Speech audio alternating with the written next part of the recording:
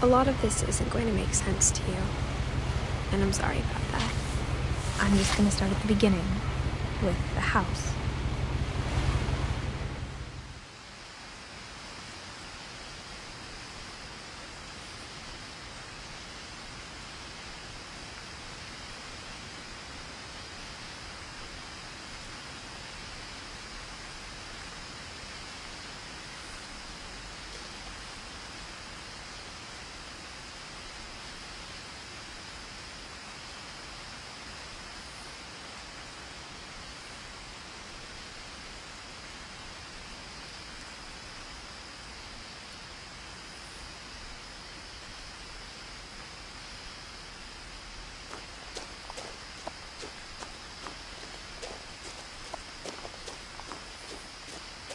I lived here until I was 11, but I wasn't allowed inside half the rooms.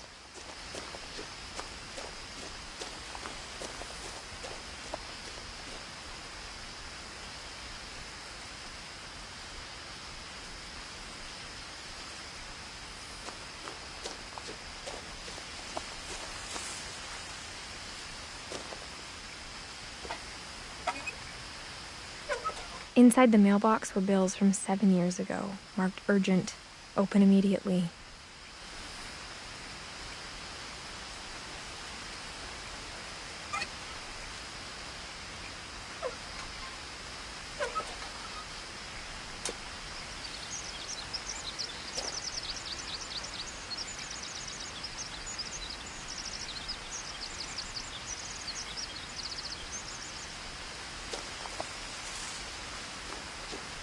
I hadn't been back since my brother Lewis's funeral.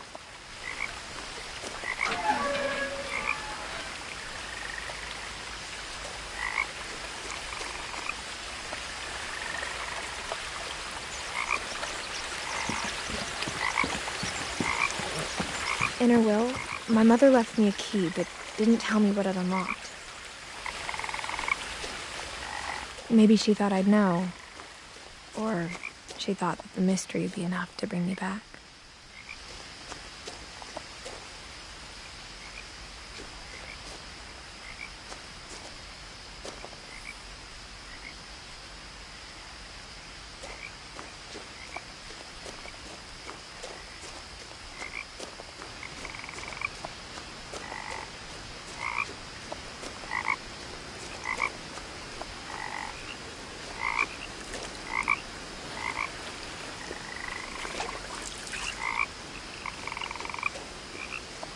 The truth is, even after I inherited the house, I never thought I'd come back to it.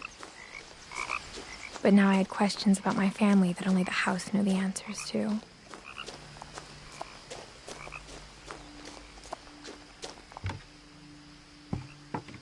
The woods around the house have always been uncomfortably silent, as if they're about to say something but never do.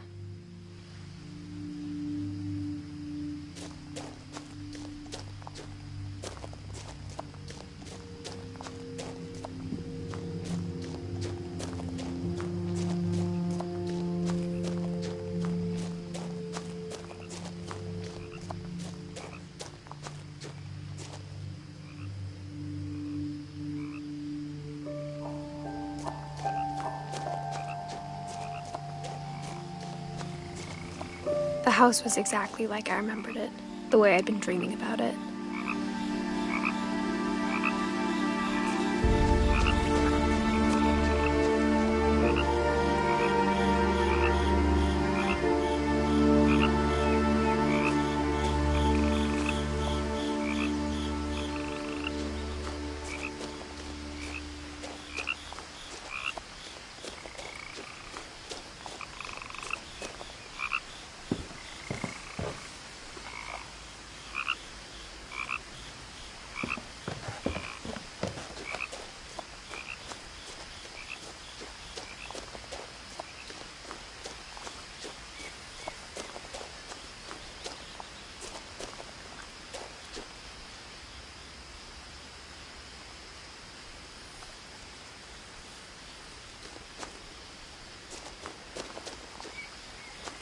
I asked Edie once about the dragon in the pond. She said it had killed her husband. I was 6. It seemed like an odd joke to me, even then.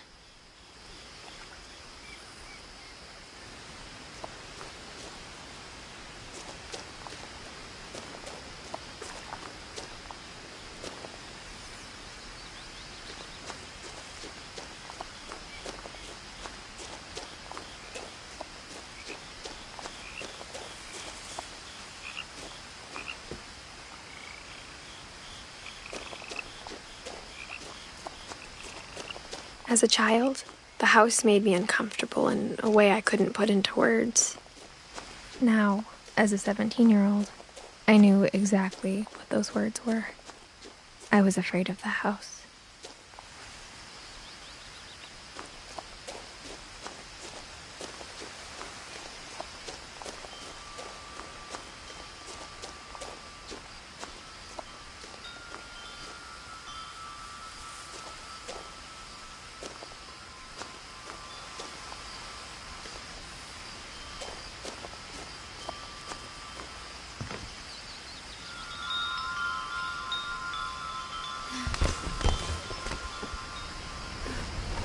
Crawling through the doggy door used to be a lot easier when I was 11.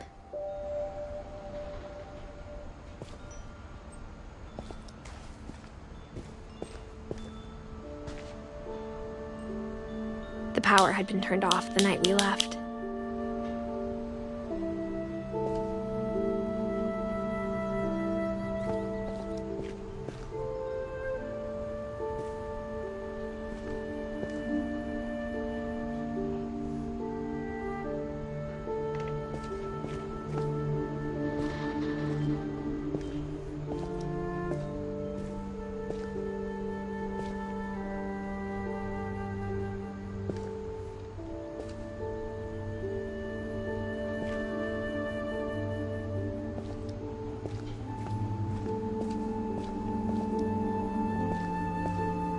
For the first time in years,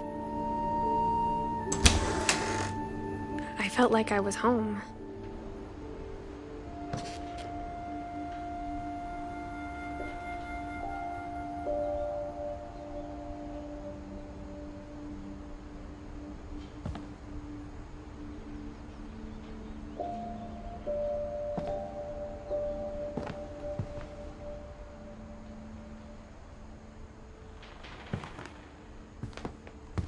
But instead of a family, there were just memories of one.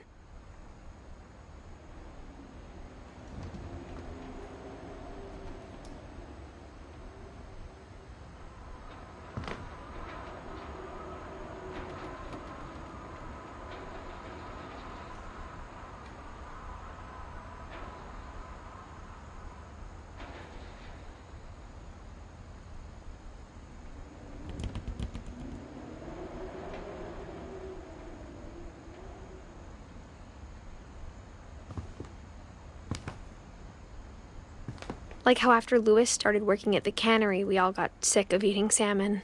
Except our cat, Molly.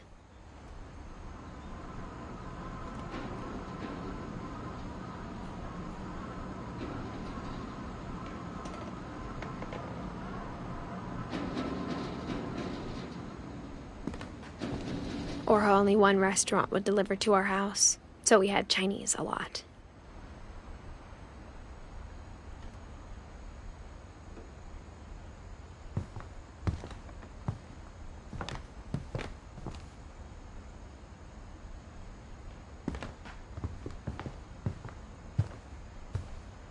The table was still a wreck from the night we left. It was like a bomb had gone off, killing everyone but sparing the furniture.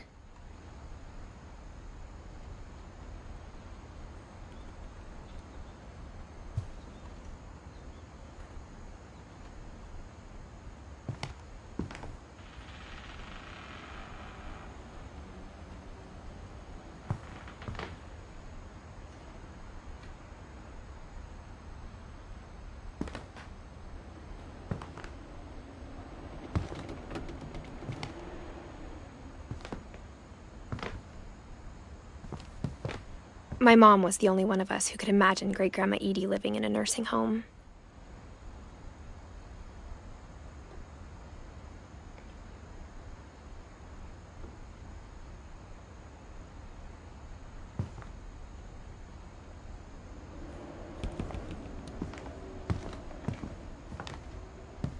Nothing in the house looked abnormal. There was just too much of it, like a smile with too many teeth.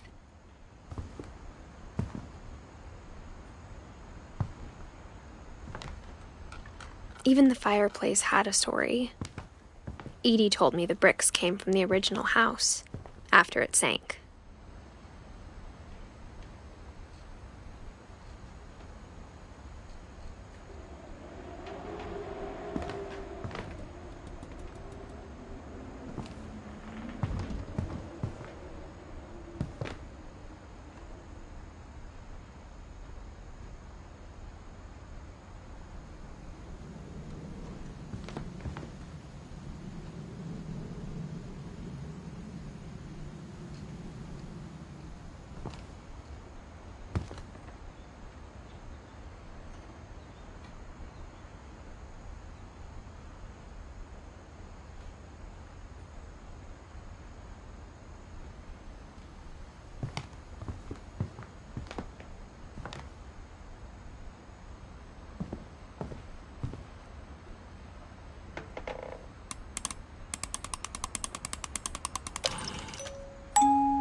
Great-Grandpa Sven built a music box for Barbara, along with the rest of the house.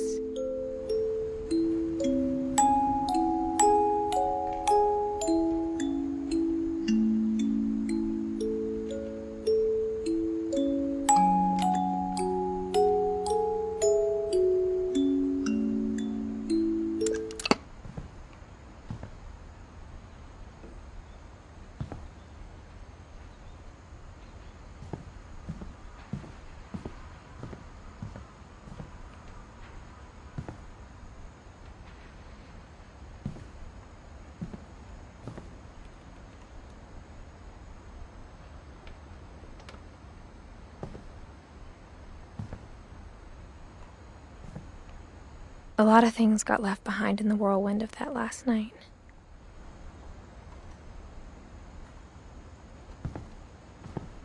My mom wasn't much of an optimist, but she never stopped believing that my brother Milton was alive.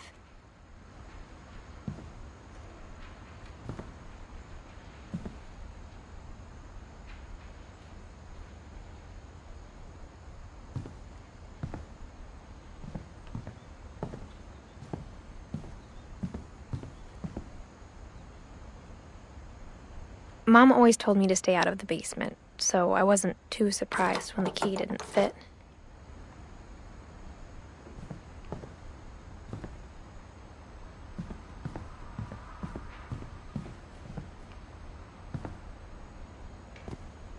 After Milton disappeared, Mom sealed up all the bedrooms. Then Edie retaliated and drilled peepholes.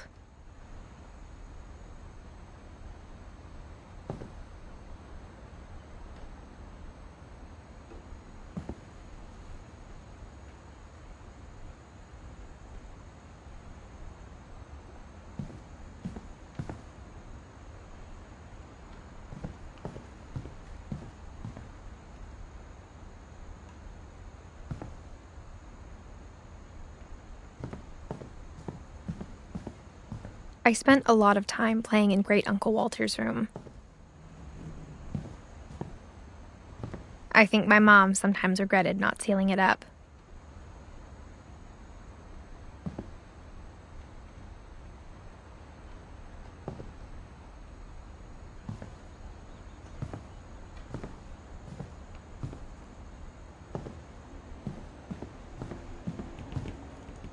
Lewis told me there were secret passages, but I never believed him.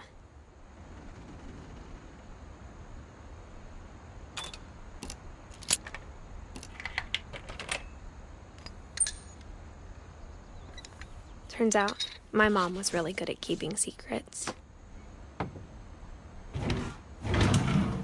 Now it was time to find out what my mom had been afraid of.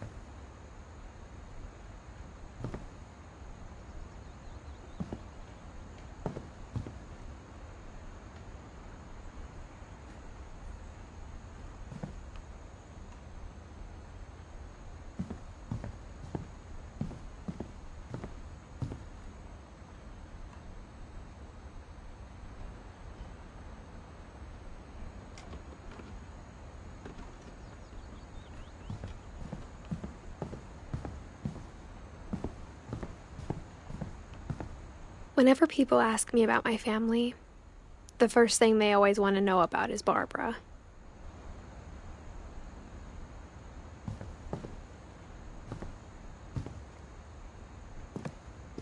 Mom must have locked the third floor stairs on the night we left.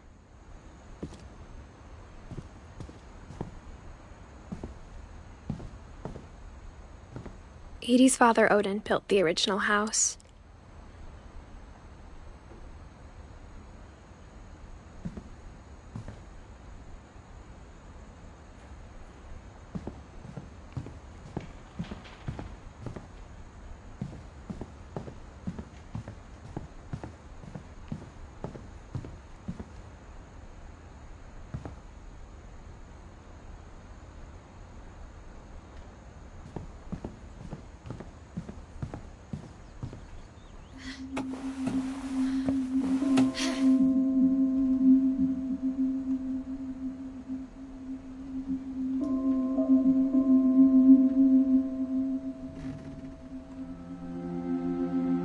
From the paintings on the wall, it was clear my brother Milton had been here before me. Reading this, maybe it sounds like I had a plan.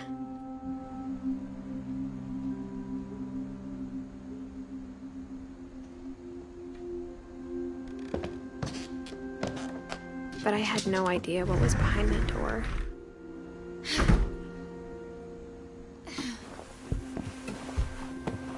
Just like I had no idea where all this was gonna lead.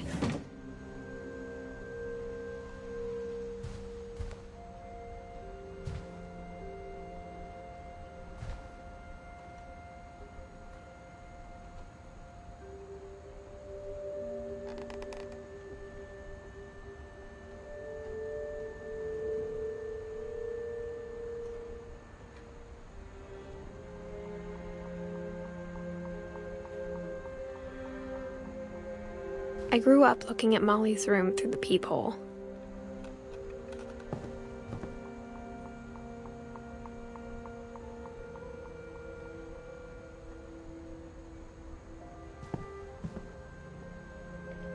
Molly's gerbil had a tiny bedroom with its own even tinier gerbil cage.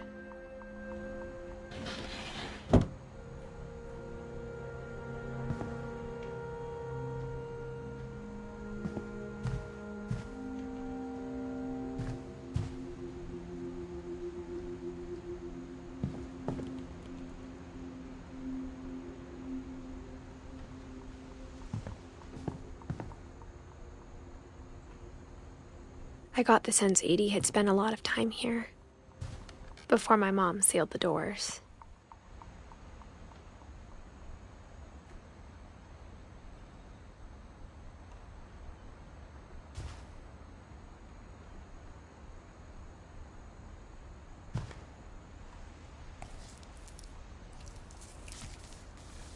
December 13th, 1947. Dear Diary, I'll be gone soon, but I wanted to tell somebody about what's gonna happen.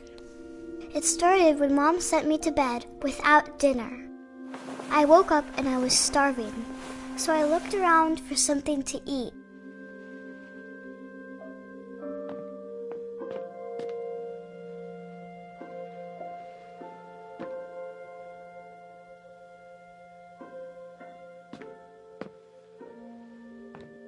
My Halloween candy was all gone.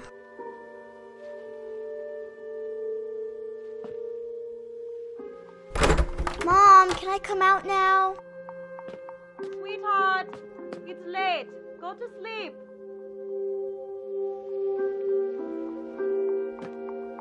The gerbil food was dry, but I didn't mind it.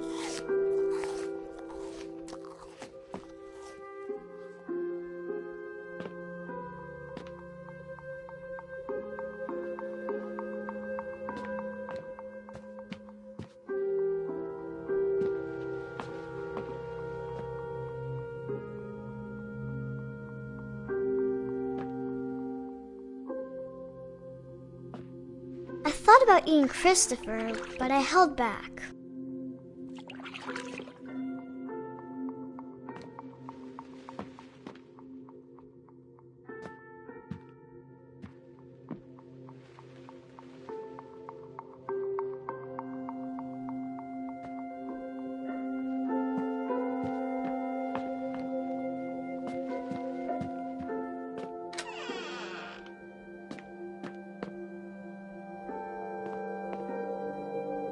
I kept eating and eating.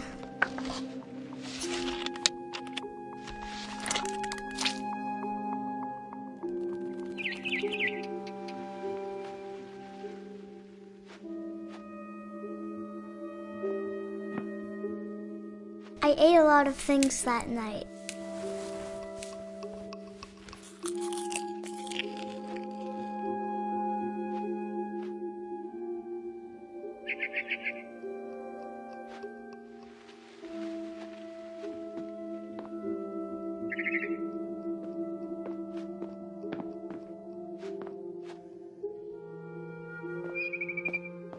Then I heard chirping outside my window. It was a barn swallow going back to her nest. I reached out for her.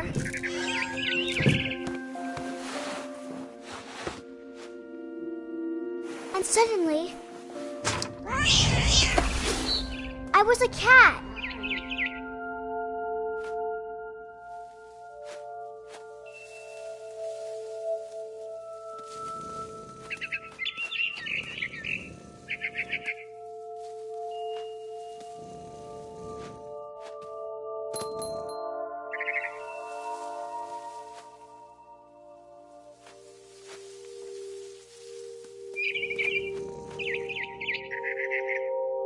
I tried to be quiet, but the bird was really scared.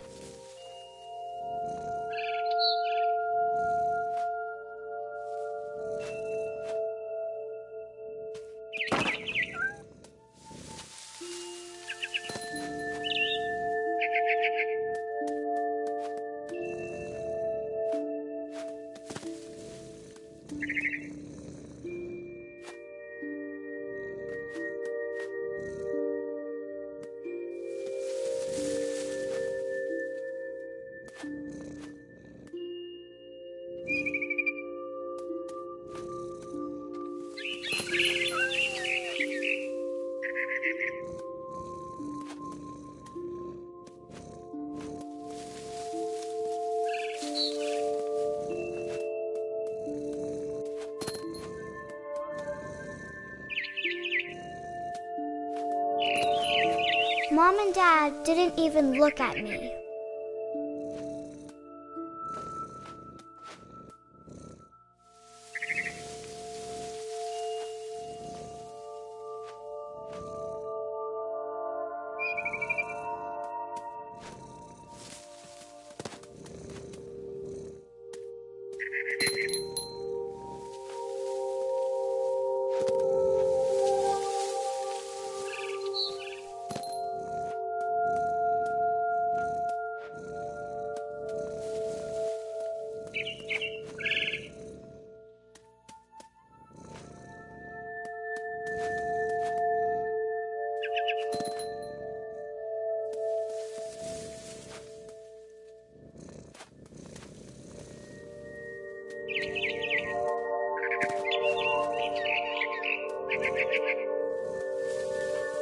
I jumped and I almost got her.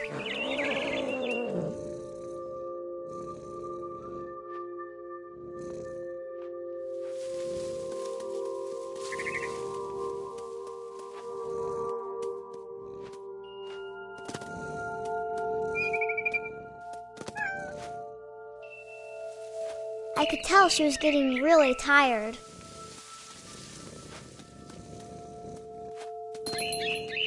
Now I was up in the big tree.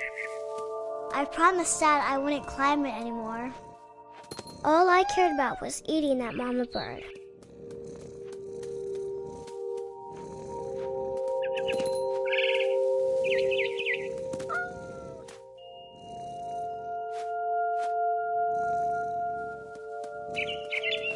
I gobbled her up.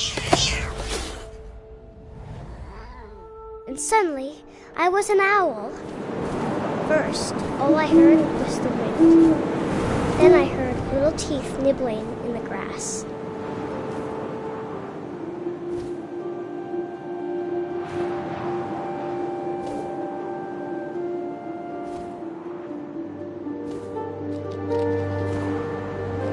Rabbits.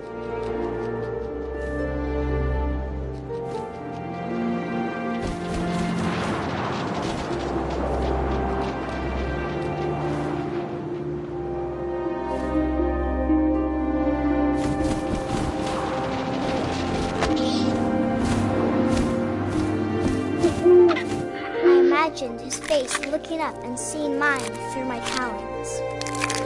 I swallowed him up, and I didn't chew one bit. Then I flew off to find something bigger.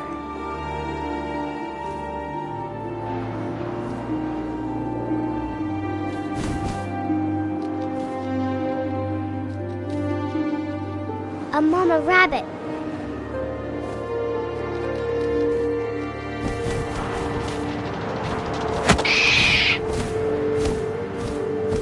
She was almost too big to carry. I started choking, but I couldn't stop eating. And suddenly, I was a shark.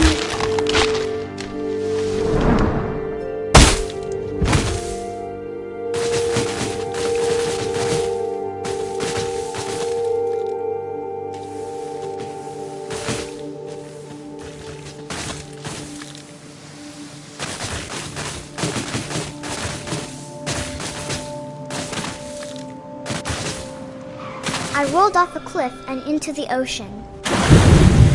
Now, I was hungrier than ever.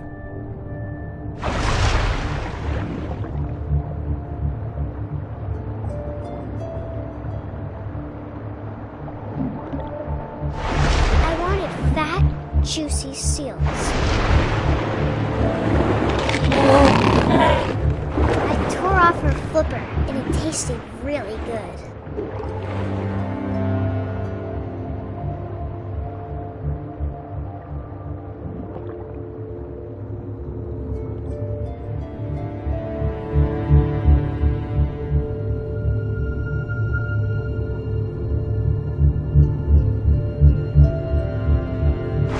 Grabbed on tight, but I was so hungry I jumped out of the water.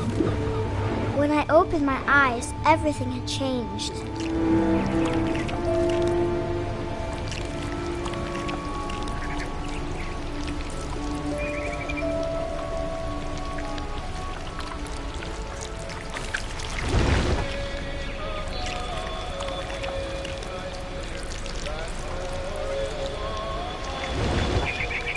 Now I was a monster, and I smelled people everywhere.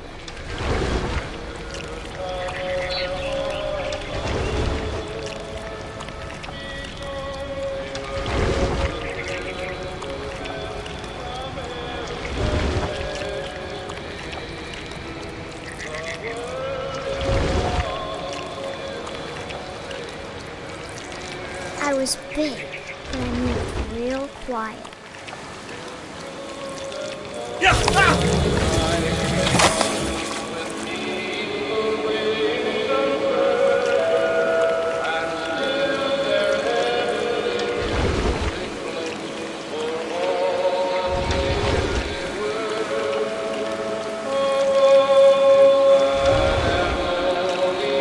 I wanted to stop, but also I didn't.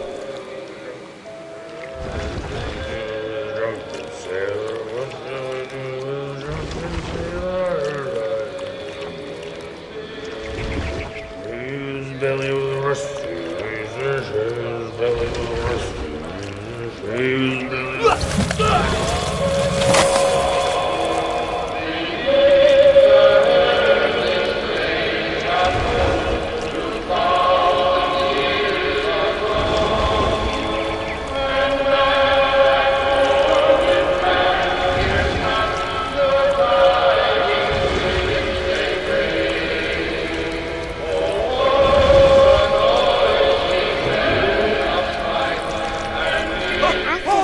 passenger, I was still hungry. And across the water, I smelled something new. Something I had to have, so I swam towards it.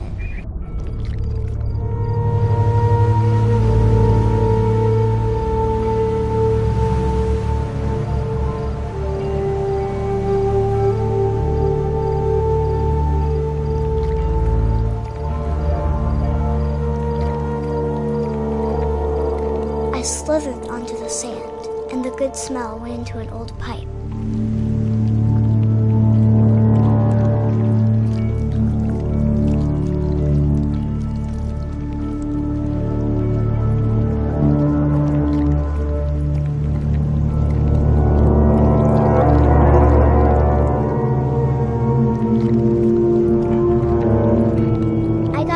and closer.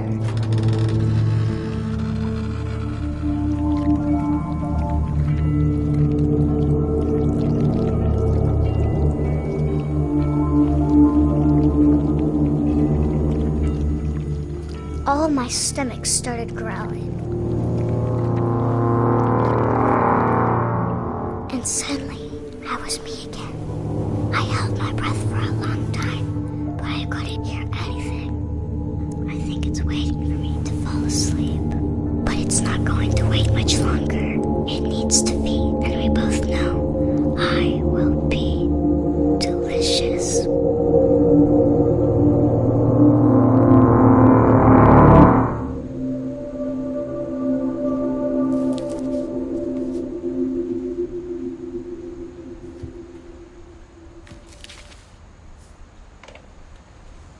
I'm not sure if I believed all of that, but I'm sure Edie would have.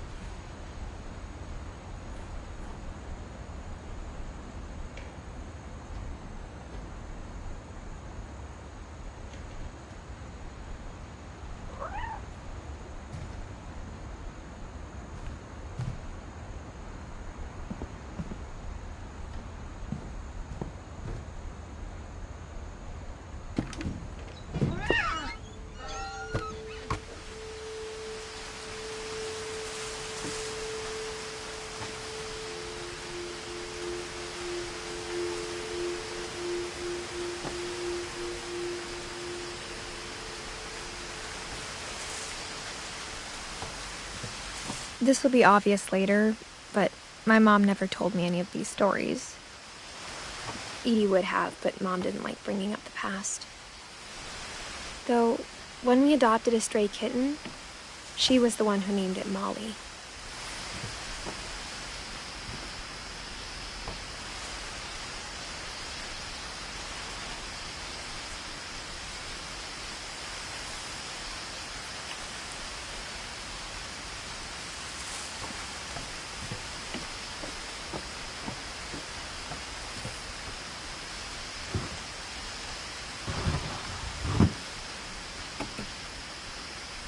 I spent a lot of time in Great-Grandma Edie's room.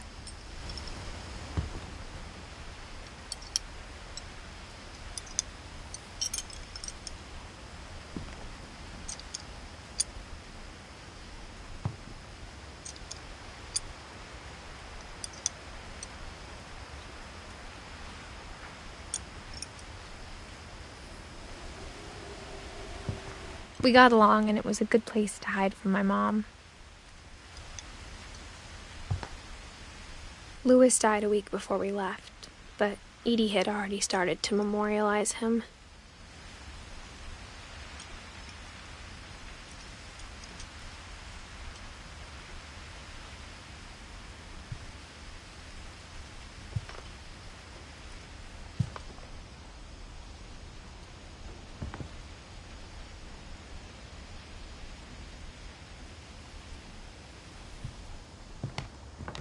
Her room was like a museum.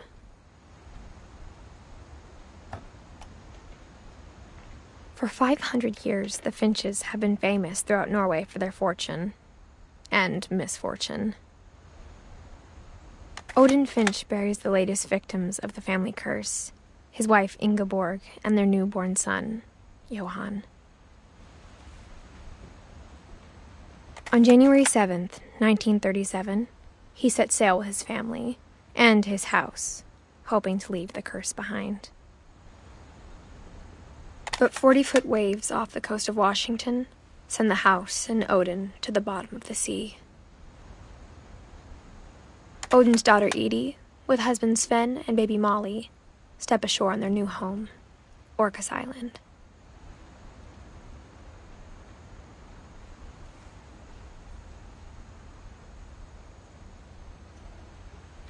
Odin Finch is the first to be buried in the new family cemetery.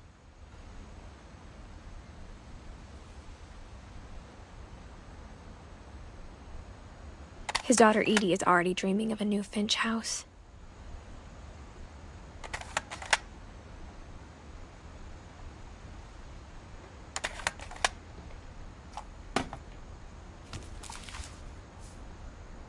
Whatever's wrong with this family, it goes back a long ways.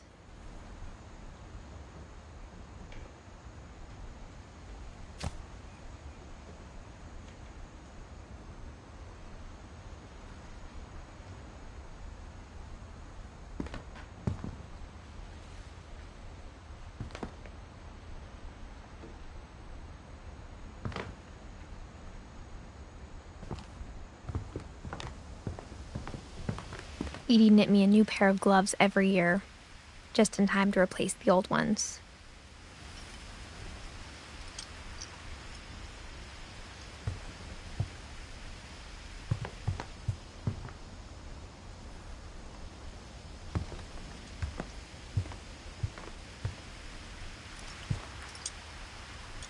Edie gave a big interview about a mole man living under the Finch house.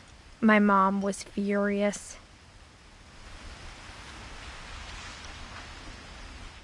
I hadn't thought of myself as Edith Jr. for a long, long time.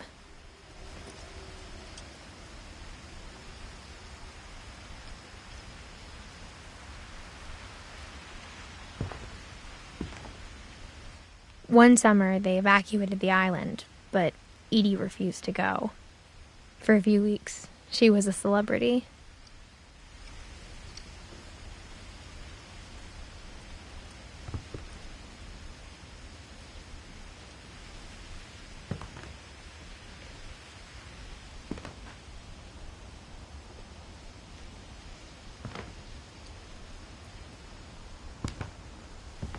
When Edie told people Sven was killed by a dragon, she could also have said he was building a dragon-shaped slide that collapsed. She could have, but she didn't.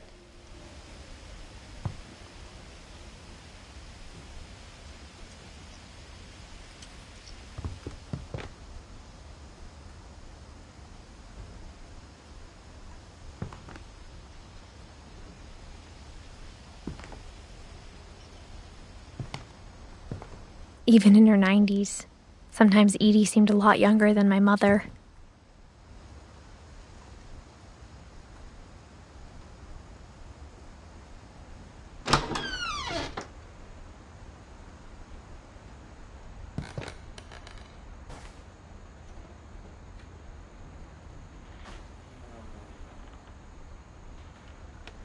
The only trace Grandpa Sam's first wife Kay left on the house was the pink bathroom.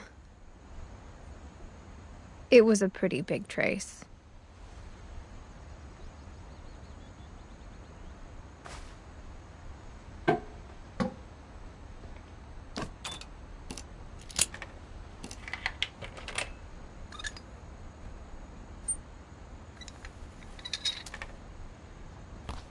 There's a secret in this bathroom. It's in the last place you would look.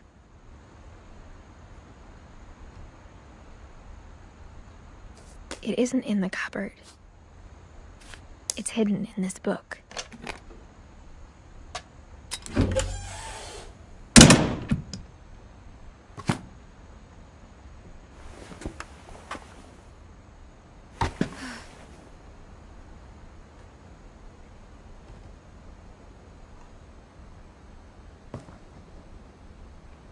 Sven gave Sam an old camera he'd refurbished. He never put it down.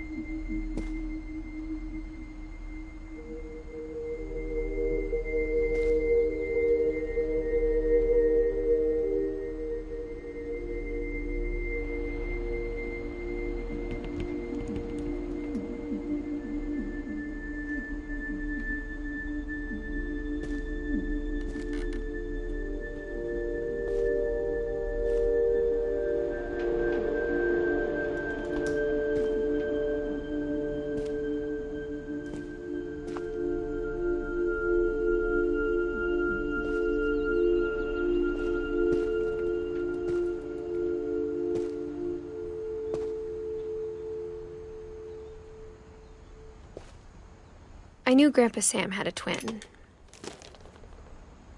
and that he never talked about him.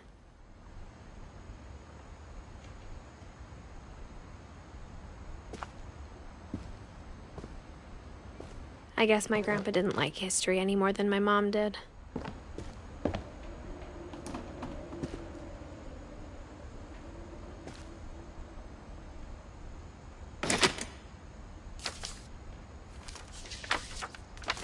How I Want to Remember My Brother by Sam Finch. The thing I remember is that when he made up his mind, that was it.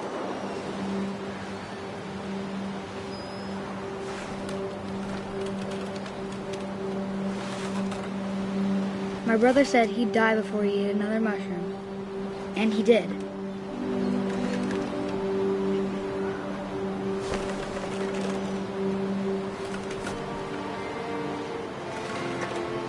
At Barbara's funeral, we swore we'd never be afraid again, and he wasn't. I think Calvin always wanted to fly. Sam, Calvin, dinner's ready. Coming! But that day, he finally made up his mind to do it. I told him going around was impossible. Maybe if I hadn't said that. Calvin, I'm not gonna test you again. Maybe if the wind hadn't picked up, then maybe he'd still be here. But I doubt it. I think he'd already made up his mind. That's what I want to remember about my brother.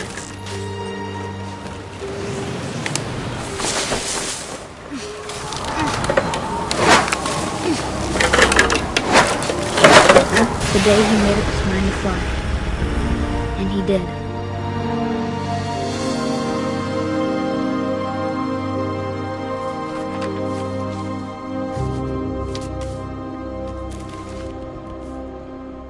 Calvin's story felt strangely familiar. When I was younger, I remember trying to do the exact same thing.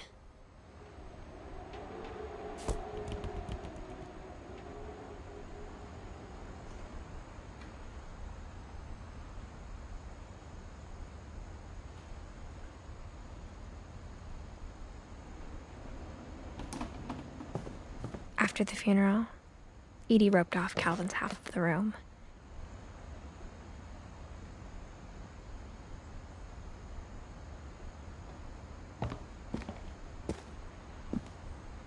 Mom said Grandpa Sam enlisted at 18 and never set foot in the room again.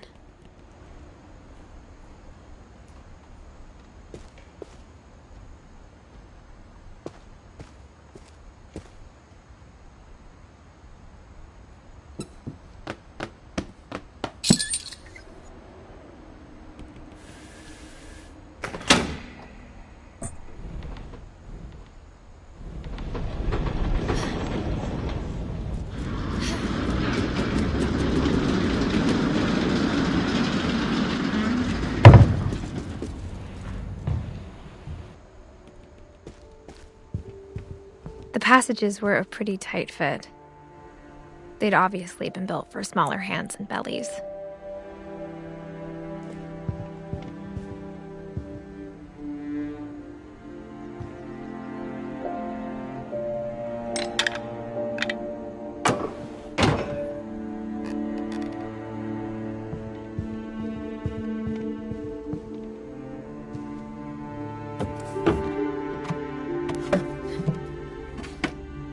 Growing up, I always thought of Barbara as a child star.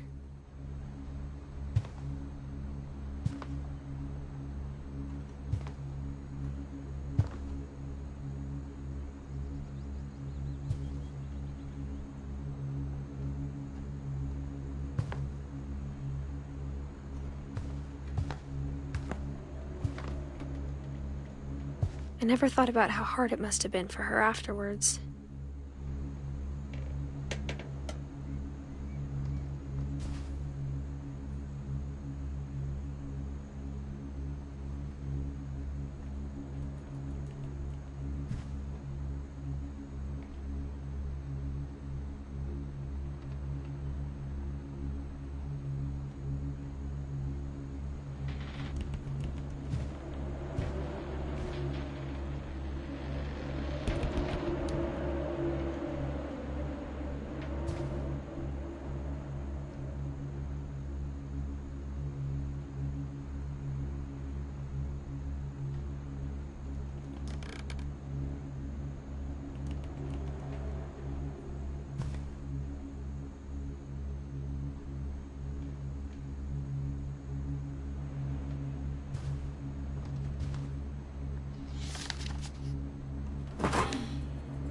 Of all the stories people wrote about Barbara's death, I'm surprised Edie saved this one.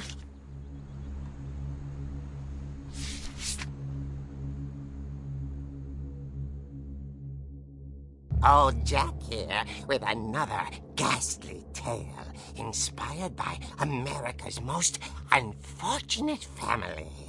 I'm calling it The Surprise Ending of Barbara Finch. As a child star, Barbara was famous for her scream. Now at 16, she was all washed up. A has-been. But in a lucky break, she'd been asked to perform her signature scream at a local convention for monster movie fans. It was just the boost her career needed. Unfortunately, her scream hadn't aged well. Getting better. I think you just need the right motivation. Her biggest fan and current boyfriend, Rick, was about to demonstrate when... Now that was a great scream. It was Barbara's father, Sven. He'd slipped into a table saw and had to be rushed to the emergency room. So Barbara got stuck babysitting her youngest brother, Walter. Her convention comeback was cancelled.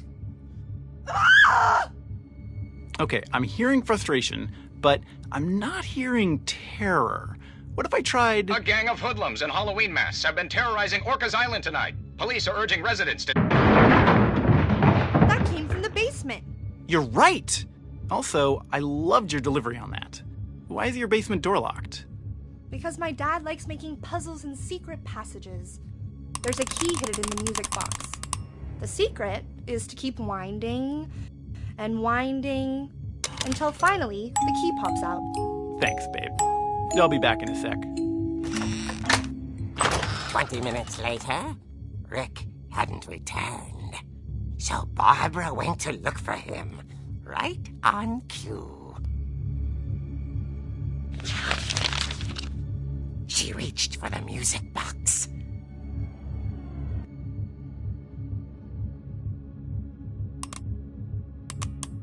And as she wound the key, she listened for Rick, but the house was silent.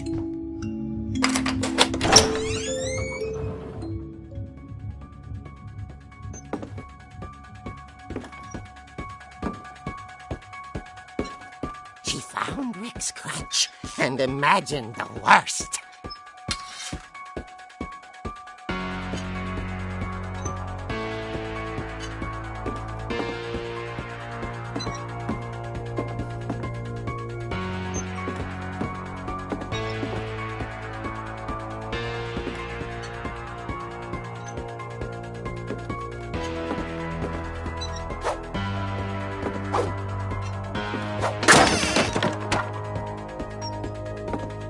Leader is the infamous Hookman killer, Dr. Carl Hamill, who impaled and then ate his family 10 years ago tonight.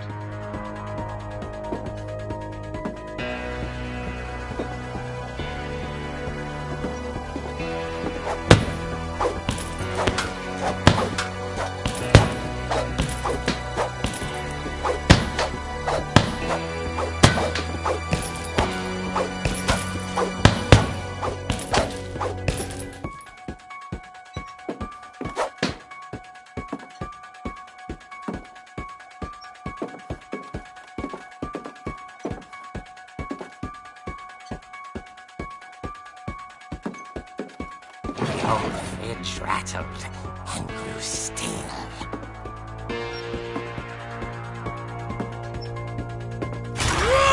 Oh dear!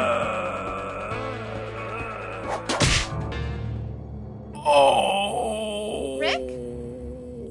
Barb, relax. I was just trying to scare you to help you find your scream. Well, I'm not scared, Rick.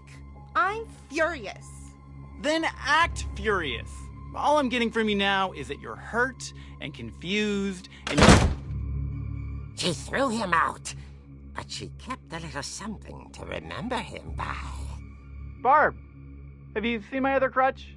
And she was still holding it when she fell asleep watching the Late Late Picture Show.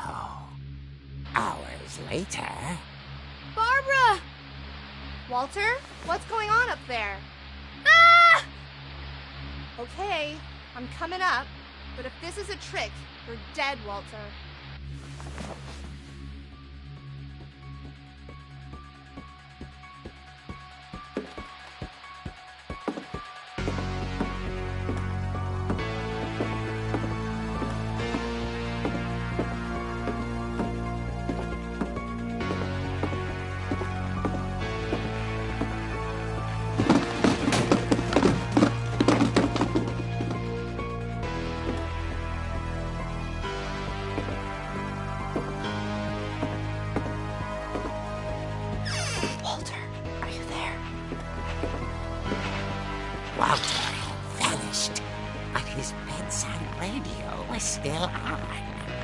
Island police describe the man as 6 feet tall, with a steel hook for a hand. Residents are urged to lock all doors and windows and notify the police of any suspicious activity. Barbara turned, saw the hook man, and was speechless.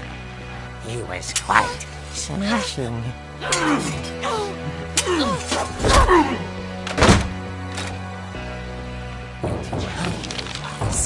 He couldn't get enough of Barbara. Okay, Barbara. There's gotta be another way out of here.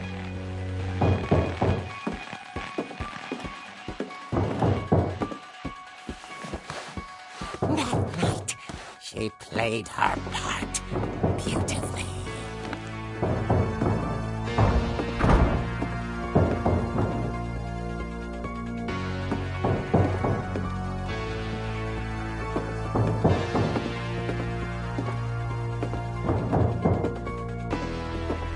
She thought about abandoning Walter, but just couldn't do it.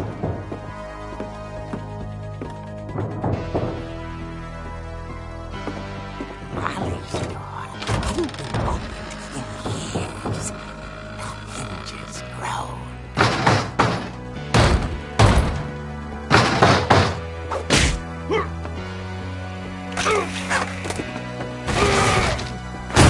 He wasn't moving, but she sensed the story might not be over yet.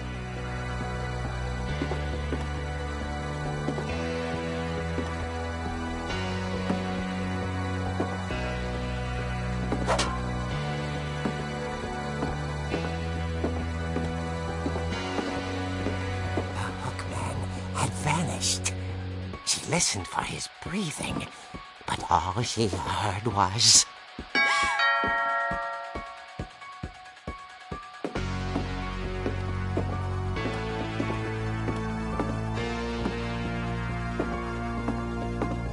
At the door, she heard whispering. It was coming from inside the house.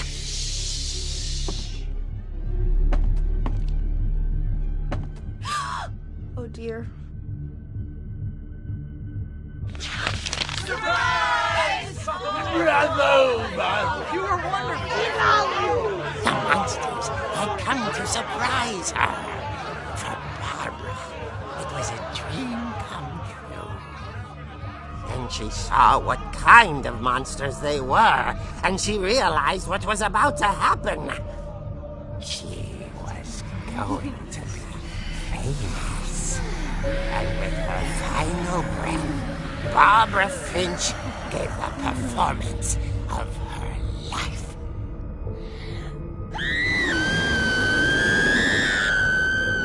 I wasn't there myself, but I hear Barbara was magnificent.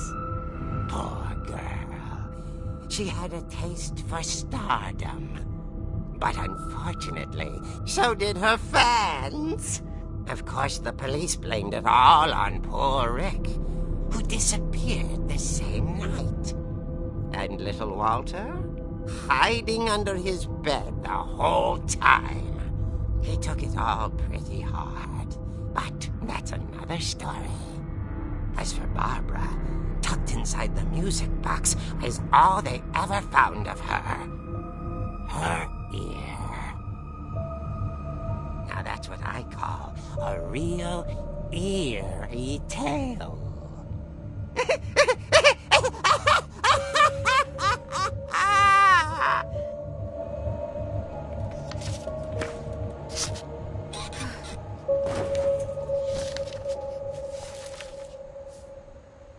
Edie told me all Barbara wanted was to be remembered, as absurd as that comic was.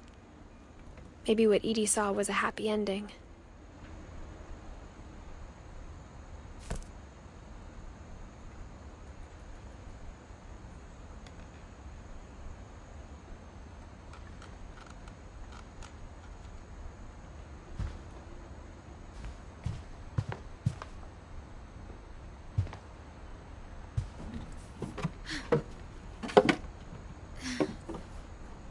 I guess now I know why Mom didn't like me playing with the music box.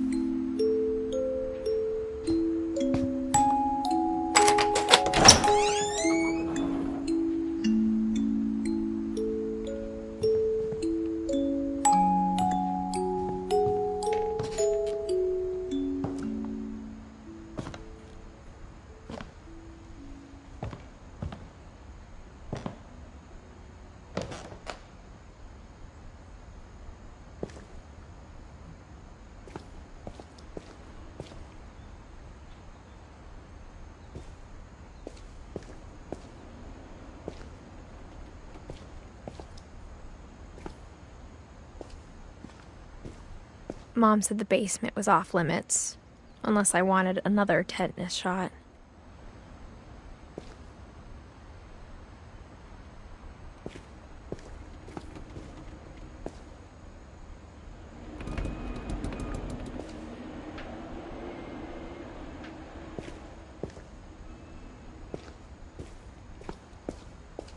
I saw Edie sneak down to the basement once, carrying packages.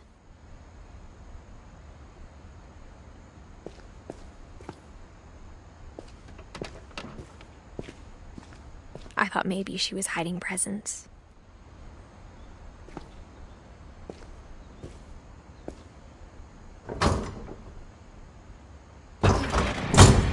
It turned out she was hiding a lot more than that.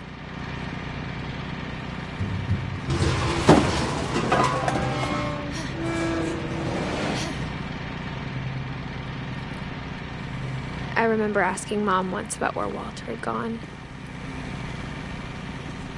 She said after Barbara died, he got as far away as he could. If there's a pattern in all these stories, I think it's that none of us has gotten very far.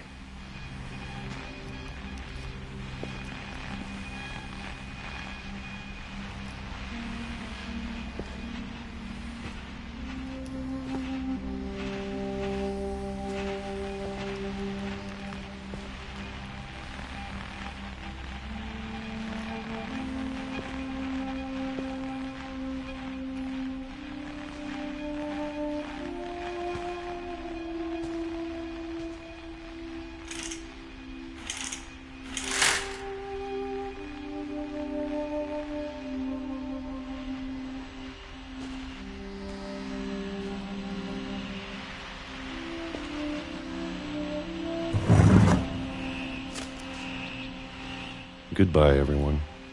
I can't believe I've been down here for 30 years. On that first day, after the shaking started, I didn't think I'd survive a week.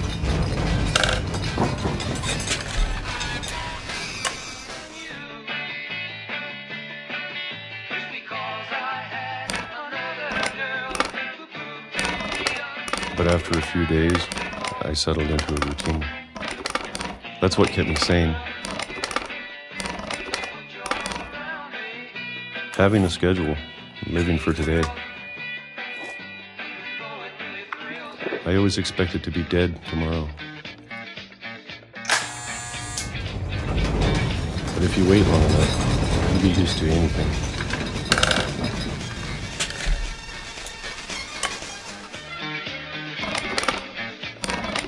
Even a monster on the other side of the door starts to feel normal. Almost friendly.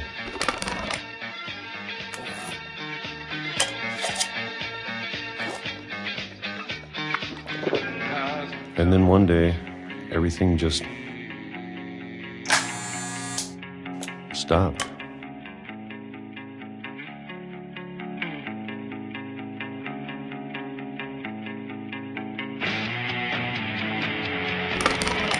Whatever that thing was, it was gone.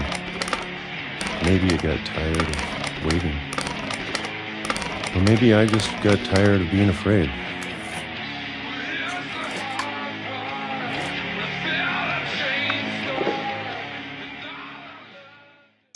It's been a week now, the longest in 30 years. I'm done waiting. I have to leave. Well, I still can.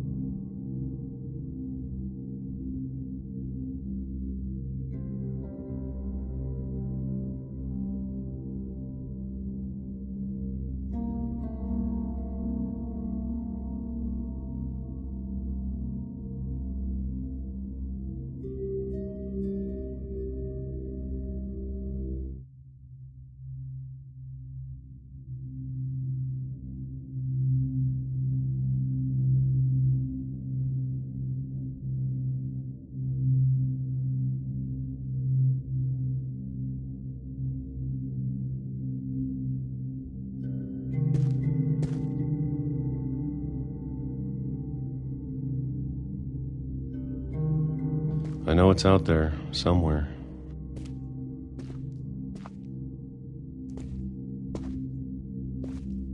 Whatever killed Barbara and Molly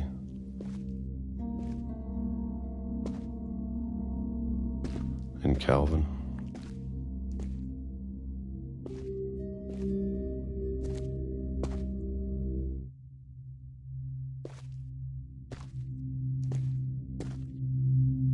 Maybe this is all a mistake.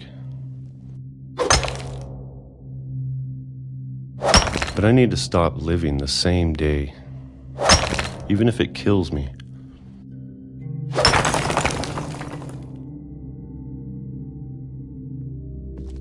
Whatever's out there, I want you to know I'm ready for it.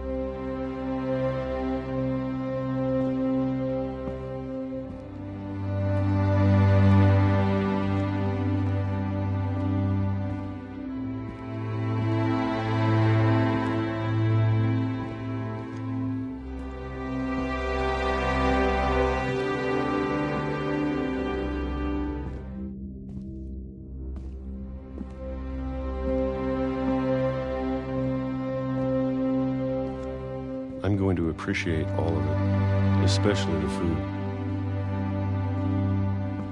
I don't mind if I only have a year left. month or a single week. I'd be happy with one new day. I can already imagine the sun on my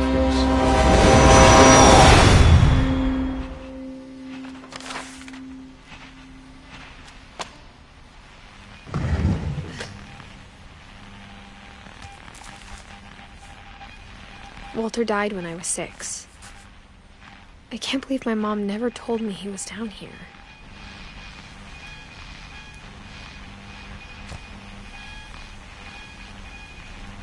I'm sure my mom was trying to protect me.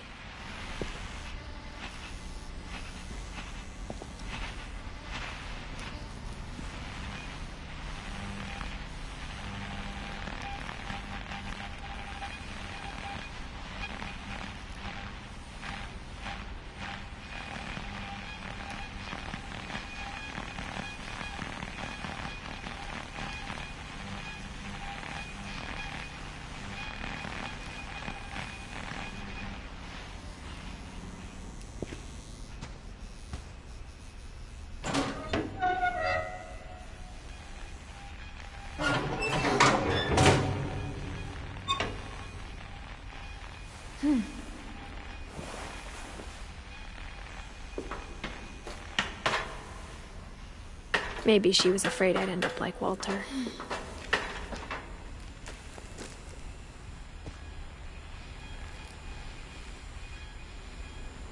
But if she never told me about an uncle under the house, I can only imagine what else she was hiding. I don't want to make the same mistakes she made.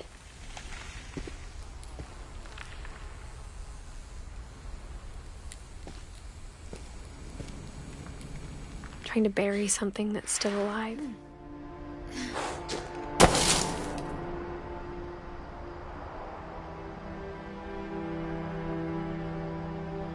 Now that there's only one of us left, or maybe 2, I thought it was time I heard the stories for myself and found out what happened to everyone else. But now I'm worried the stories themselves might be the problem. Maybe we believed so much in a family curse, we made it real.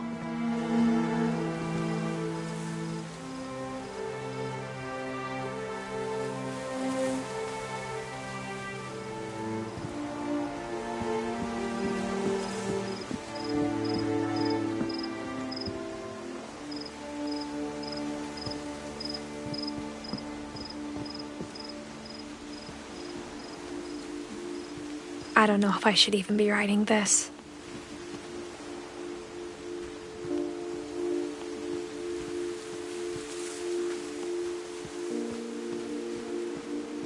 Maybe it'd be better if all this just died with me.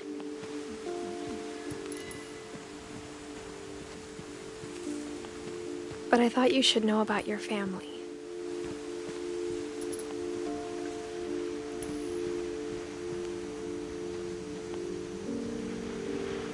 And the history you're a part of.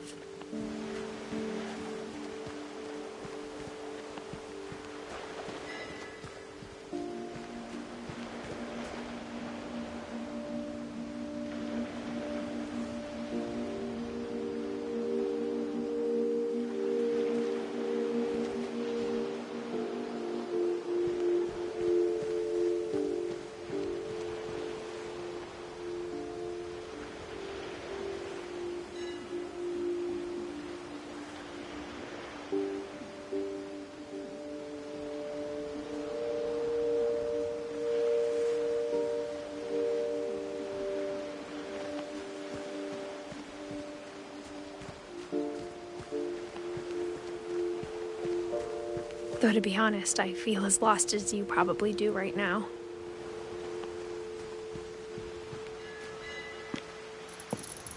I think the people in these stories believed them, for what that's worth.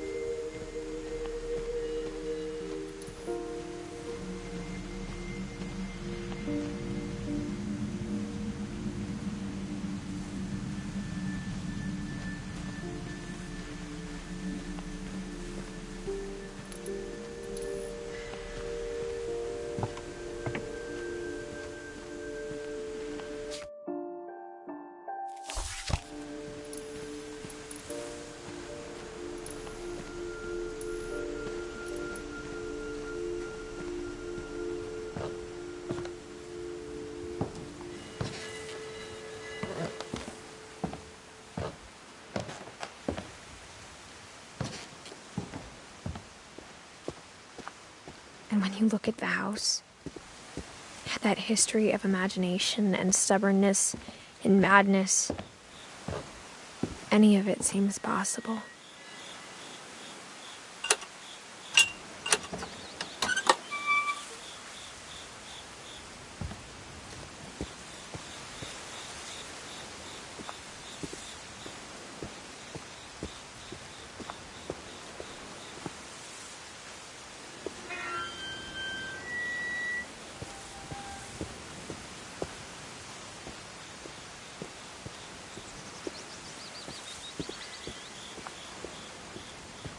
I think we've been surrounded by death for so long, we've just gotten used to it. What kind of family finishes building a cemetery before starting the house?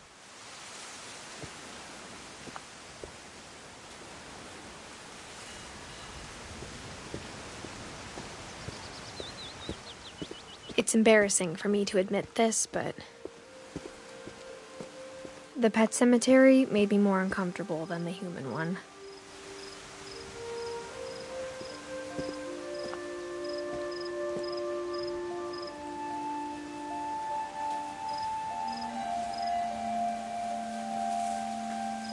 Three of the gerbils were mine, and 2 had been my fault.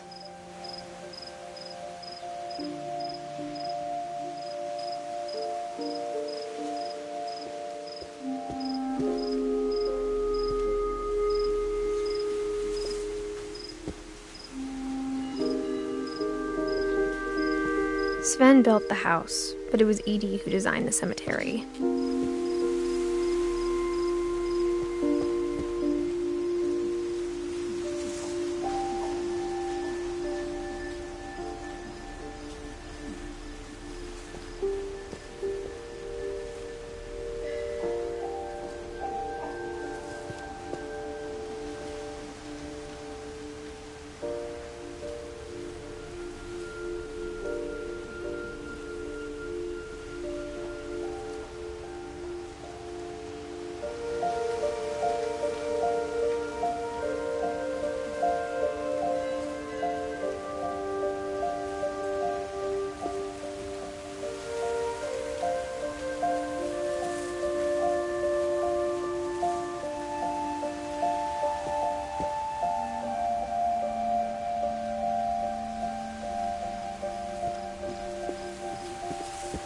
I'm sure Odin's monument had been Edie's idea. My mom was always trying to move on, but for Edie, the past never went away.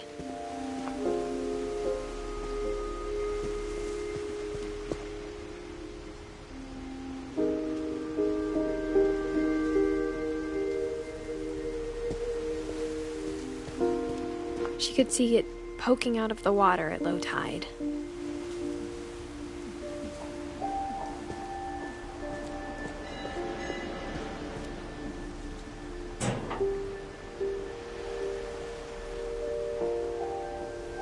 Edie said she dreamed about the old house every night.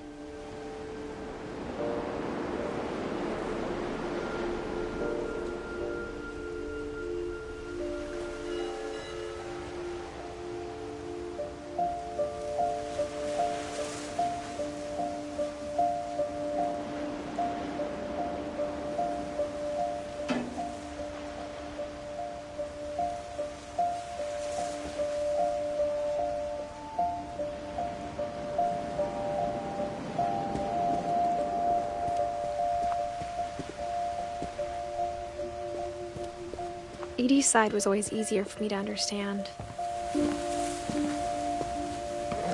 But the older I get, the more I can see where my mom was coming from. Her dad had been pretty strict, but it wasn't enough to save her brothers. She was just trying to do better.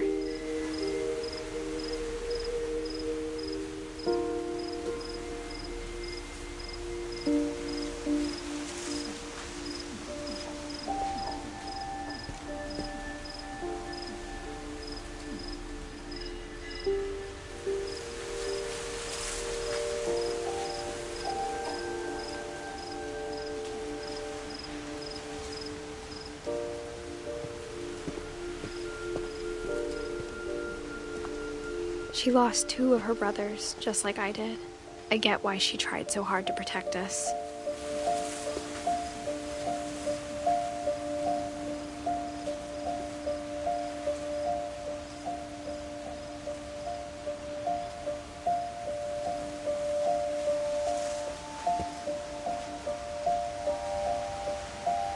We never found Milton's body, so my mom insisted we were putting up a monument, not a tombstone.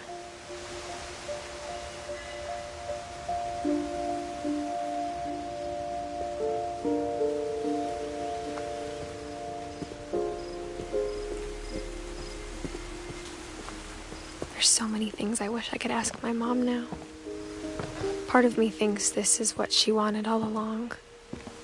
For me to come back someday and find everything out for myself.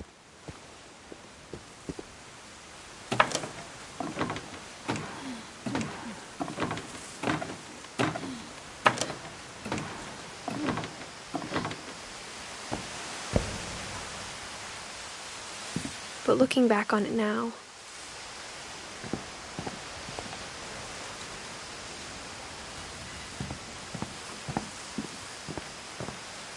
if she told me there was going to be so much climbing,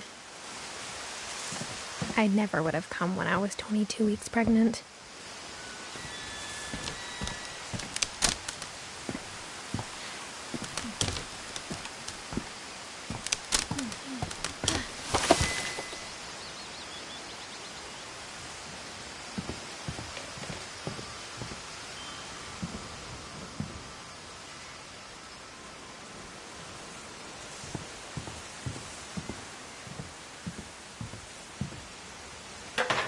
I never met Grandpa Sam, but I think he and my mom had a lot in common.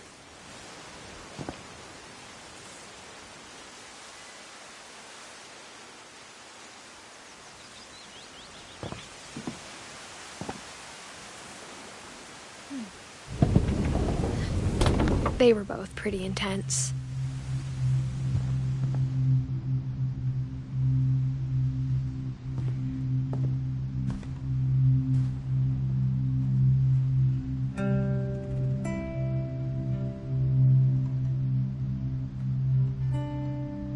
Sam spent his life shooting photos, but Mom said he got nervous being in front of the camera. I guess we're all afraid of something.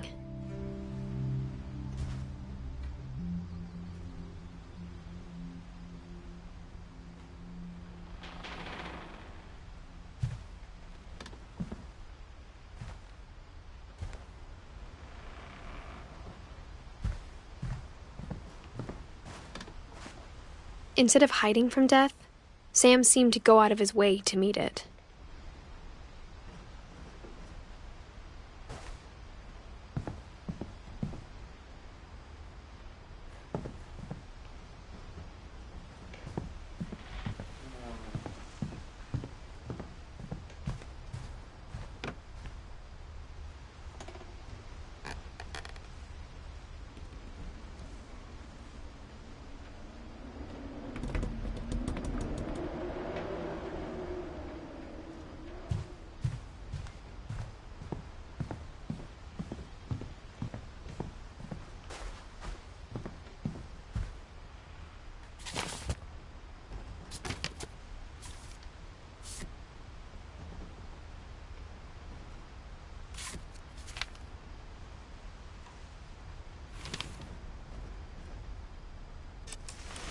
Dawn, I promise, you'll never forget this weekend. Yes, sir. These memories are gonna last a lifetime. Perfect.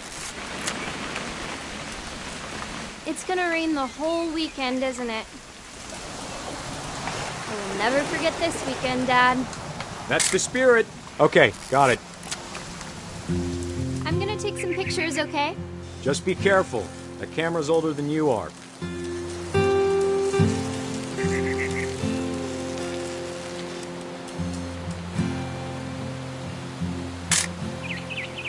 You're right, Dad. It's starting to clear up. Still freezing, though.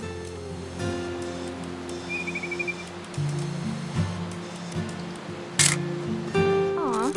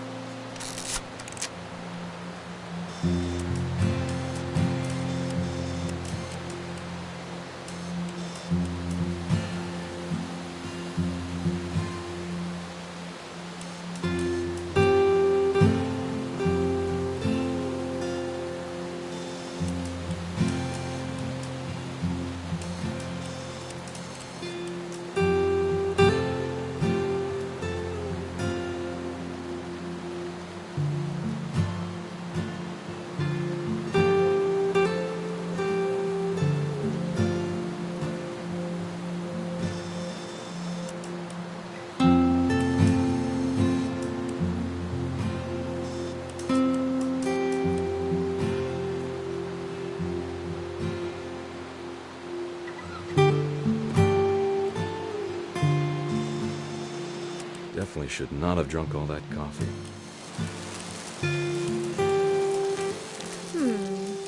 Hold still while I take a picture of you. I definitely won't be moving. Are you done yet? Hey! That's a keeper. I'm just saying, I'm not always gonna be here, Dawn. You'll need to remember this stuff, if you want to survive. I'll be fine, Dad. You know who else thought he was gonna be fine? Some guy who died. Dawn, I'm being serious. I know, Dad. You're always serious. Doesn't being out here make you want to chill out? Well, to tell you the truth, I haven't been out here in 20 years.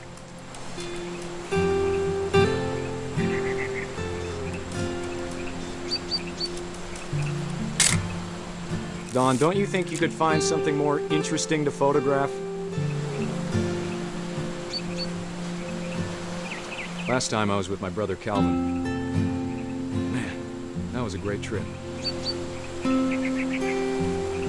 Your grandpa Sven taught us how to fish, how to build a fire. We found an old logging trail. There were deer everywhere. I bet if I could remember where that trail was, we'd spot a buck for you in no time. Give me a minute to check the map.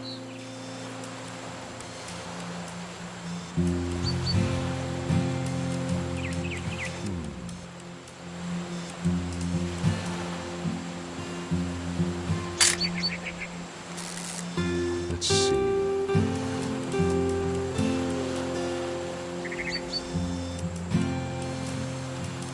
Dad! Good eyes, Dawn. Before you take the shot, let me get a picture of you. Dad, I... Just breathe. Turn off your imagination. Focus on your target.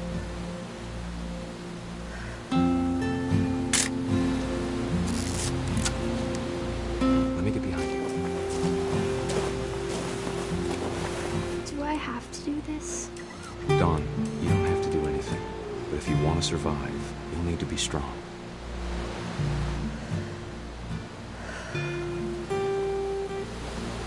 Now keep it. Great shot, Dawn!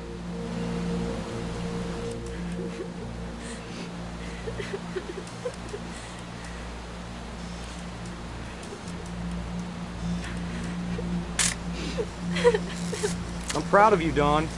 Always remember that, okay?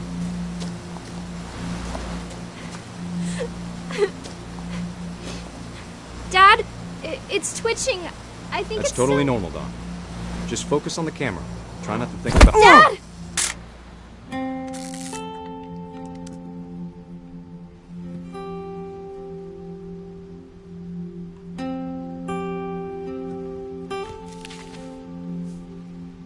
Of all these stories, that's the one I wish most that my mom had told me.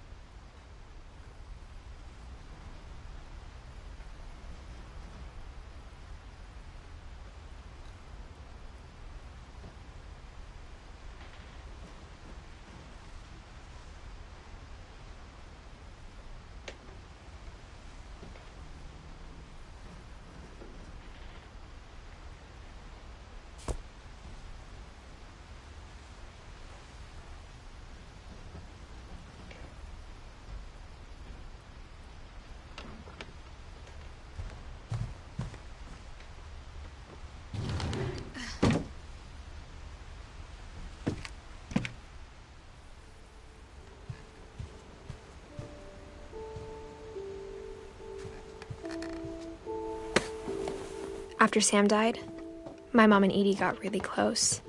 They'd both lost a lot.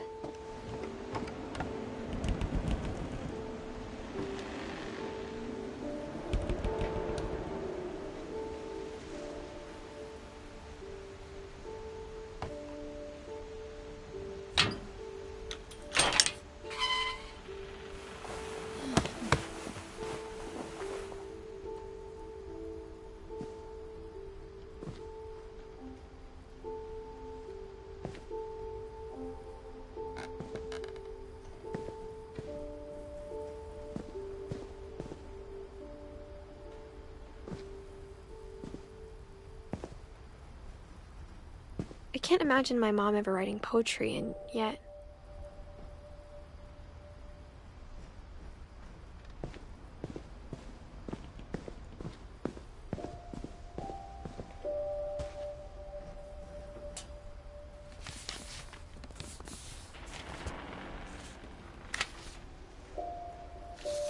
Dear Kay, do you remember the way Gregory used to laugh when he thought he was alone? Like something funny was happening, but only he could see it. I think he saw things the rest of us don't.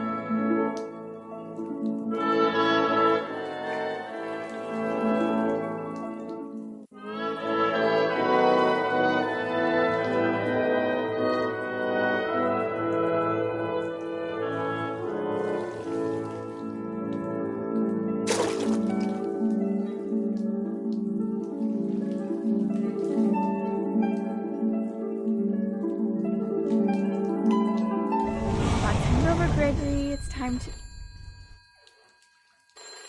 Hold on, sweetie. Hello? Sam, I told you I don't want to talk right now. I wonder what he saw. What his world was like.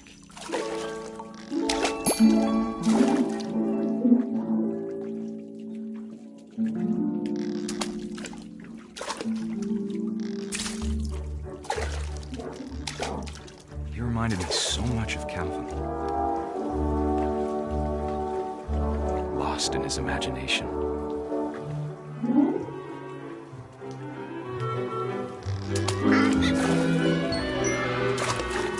Whatever it was he saw.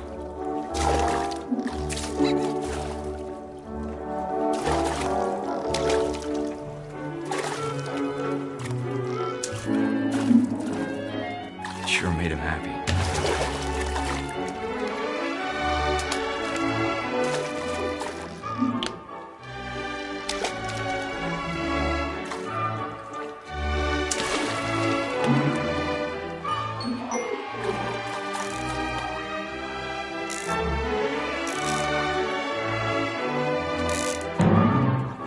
I know how silly it sounds.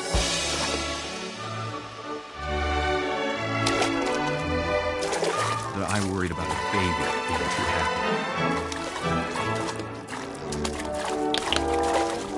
But I could feel him slipping away.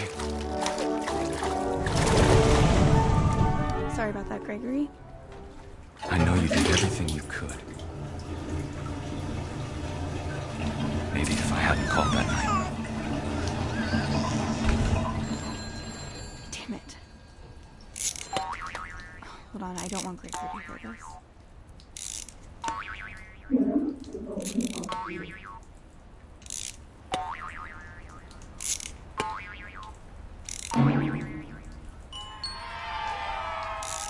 I wish he could have told us about the world he saw.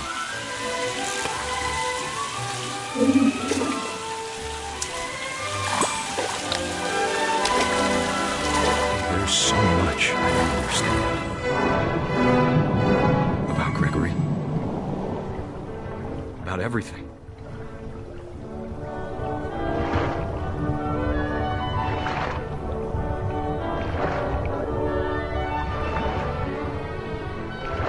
But I know what happened wasn't your fault.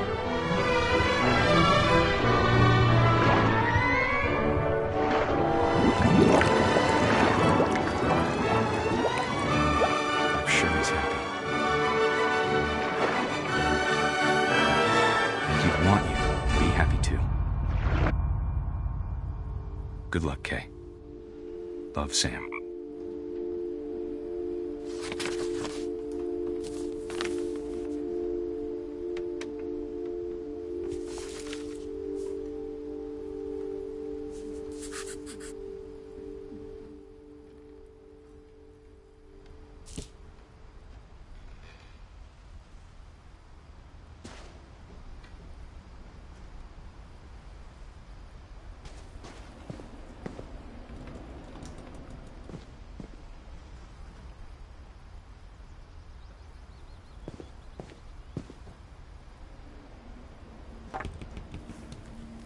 A poem for Gus, who always said the wedding was a bad idea. Our father never hit us kids, at least not very hard, before the day my brother said with teenage disregard that he'd be dead before he'd see a wedding in our yard.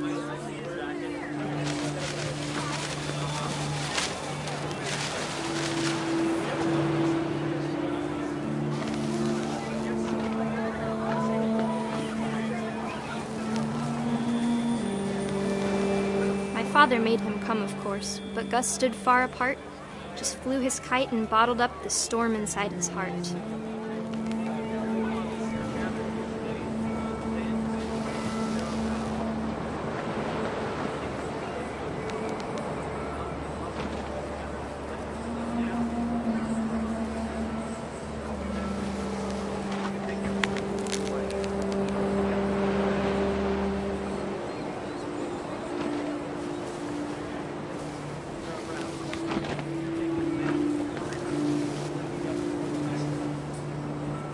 I tried to talk him out of it, but though he'd never met her, "We don't need a stepmom," were the words that I now pronounce you husband and wife. You may kiss the bride.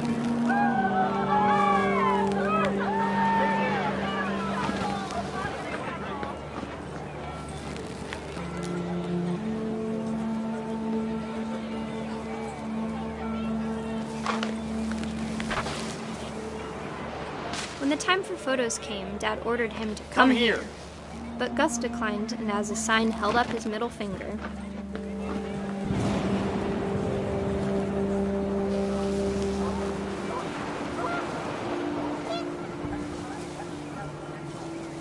The wind picked up, and panicked geese appeared and quickly went. But all the humans did that day was go inside the tent.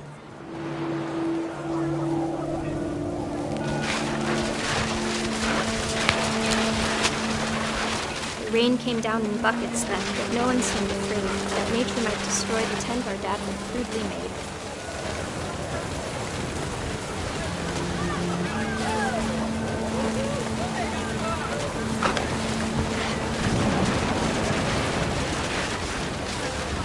The thunder sounded much too close and full of angry power. But all my father said to this was, "Make the music louder."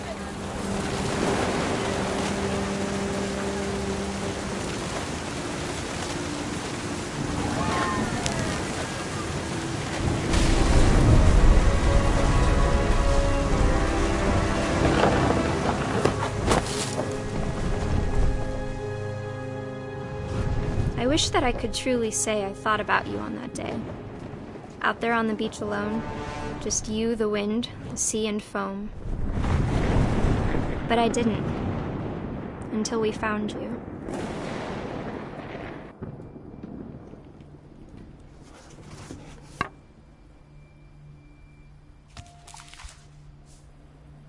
She never talked about him, but Mom told me once if I was a boy, they were going to name me Gus.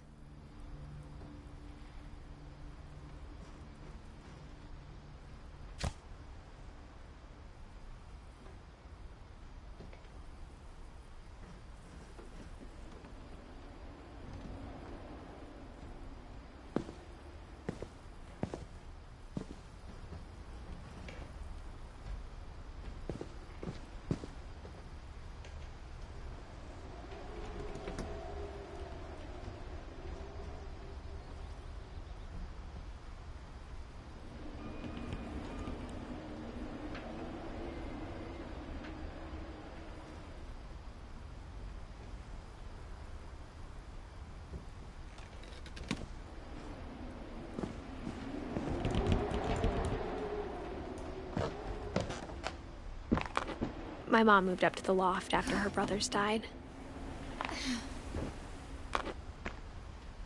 At the time, it was as far away as she could get.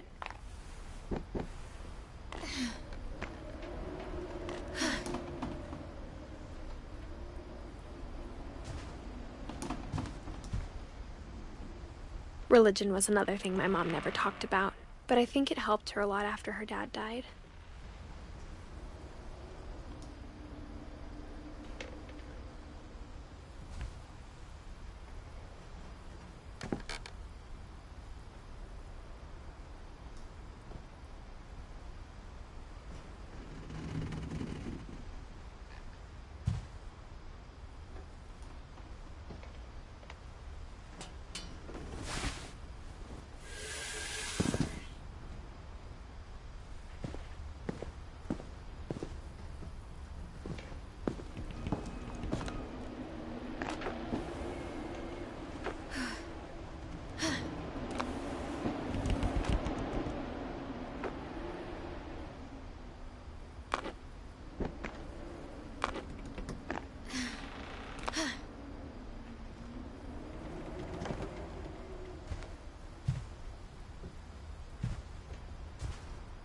She spent a summer building houses in Calcutta, where she met my dad, Sanjay.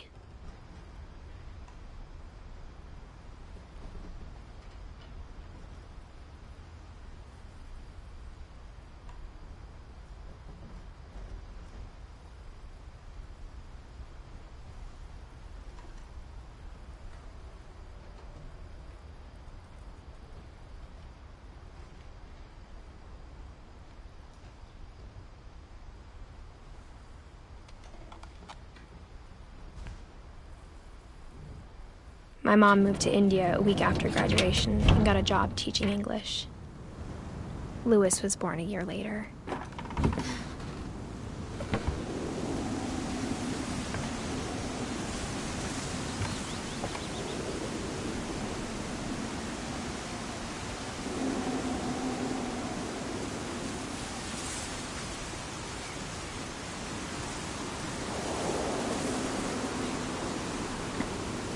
When my dad died, I don't think Mom knew where else to go.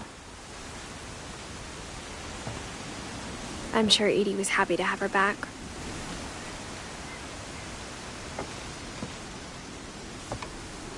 And to see kids in the house again.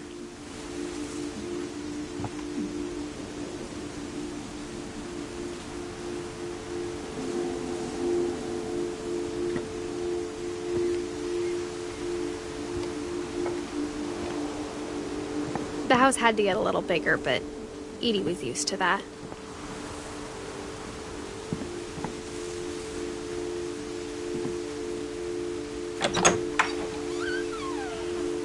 And for a while, things were good.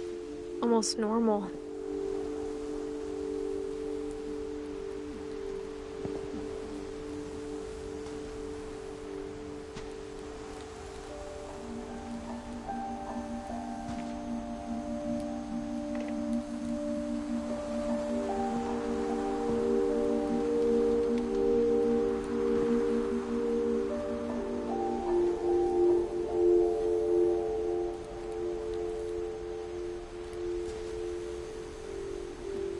But it didn't last.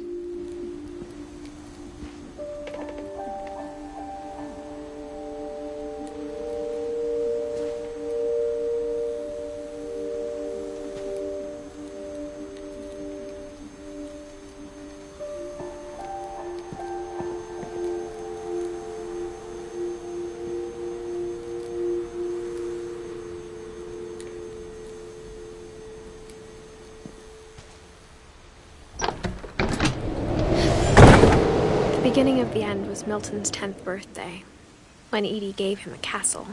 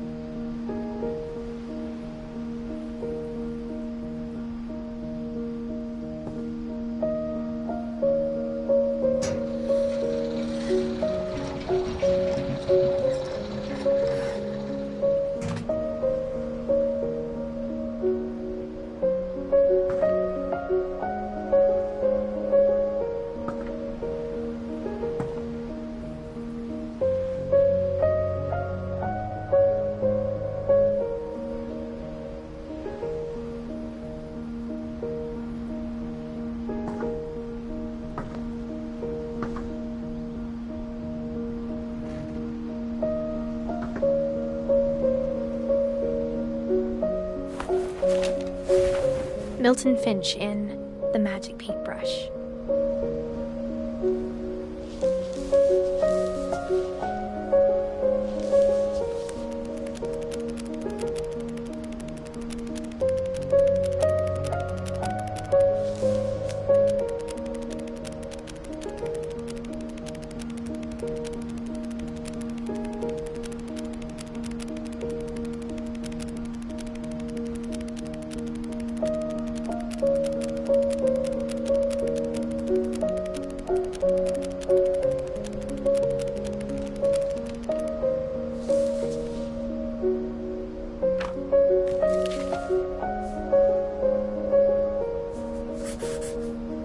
I was 4 when Milton disappeared.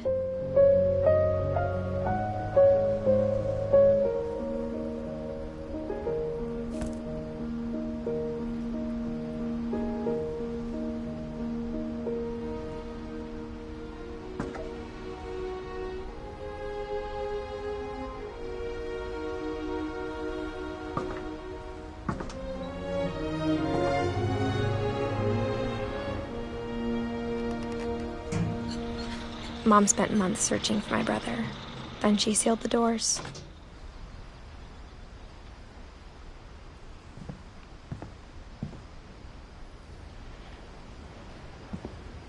Whatever Milton had found in the house, Mom didn't want it getting out.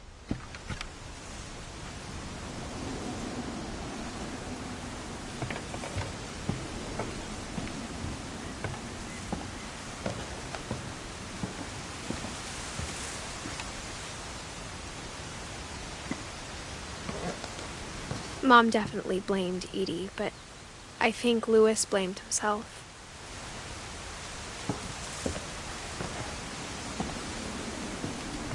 After he graduated, he just spent more and more time in his room, until Mom got him a job at the cannery.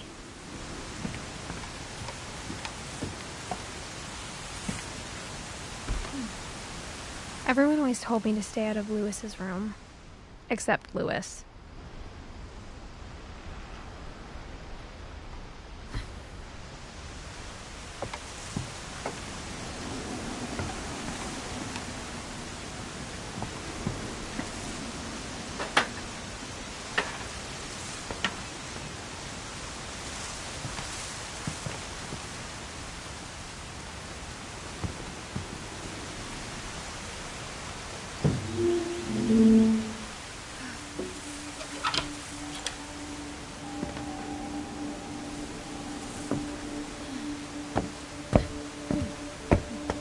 Louis's room smelled very, very familiar. That part of him lived on.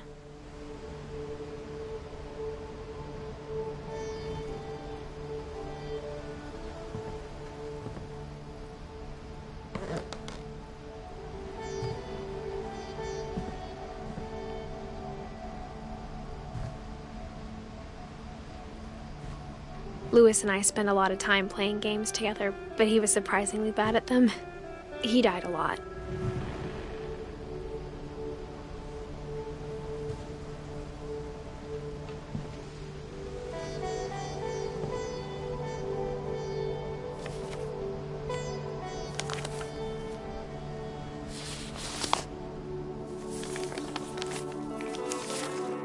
Dear Mrs. Finch, as Louis's psychiatrist, I can understand your desire for an explanation.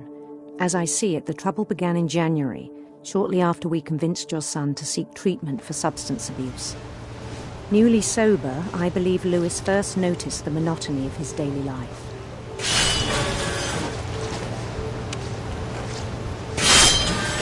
He kept working at the cannery, but he withdrew part of himself.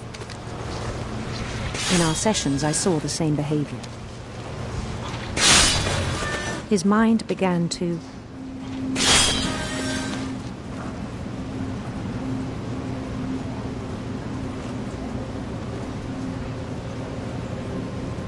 wander. I asked him to describe it. He said he started small, imagining a labyrinth. He'd feel his way about. Then something moved. Bats. And toads.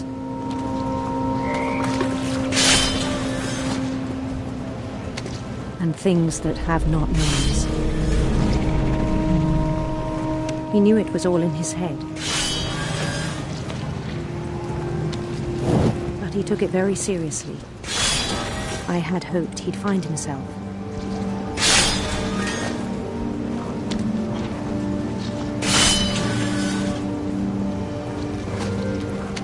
But he found something more. I worried about him then. Daydreaming at the cannery. I spoke with his boss. But he said Louis had become a model employee. Methodical, tireless, focused.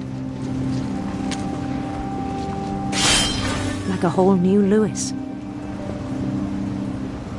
So I let him go on.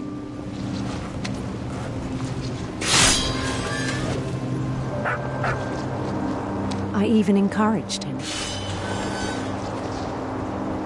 It seemed very promising at first. He told me he'd made a new friend.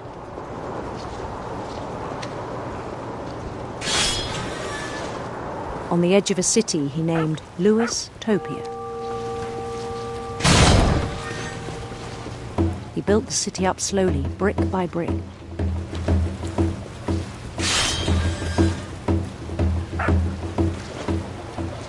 Then he made musicians.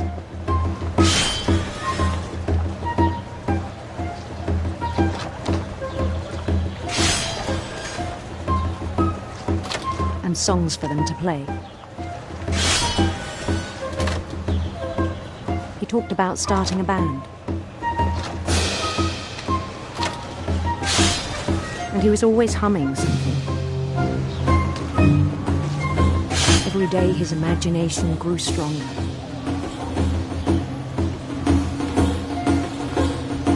He no longer spoke at the cannery.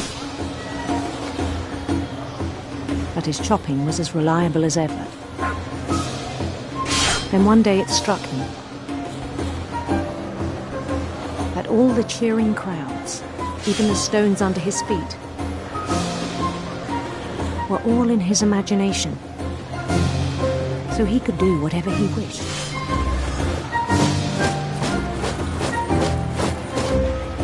He held an election for mayor. And he won. They begged him to stay, but his mind was already wandering. It became a game for him.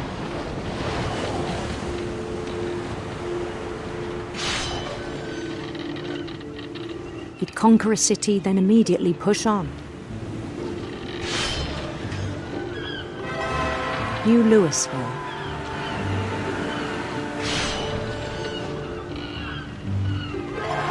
St. Louis. He started drifting away from our reality.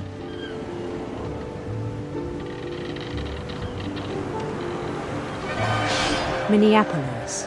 Until one day he forgot to go home from the cannery.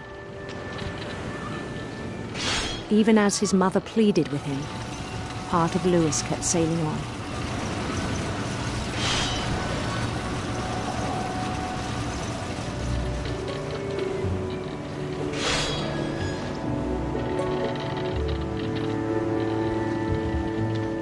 In Louisburg, he heard rumors of a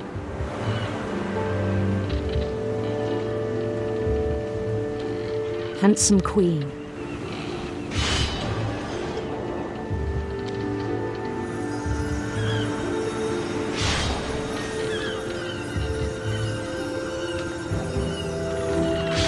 The queen was on her own quest for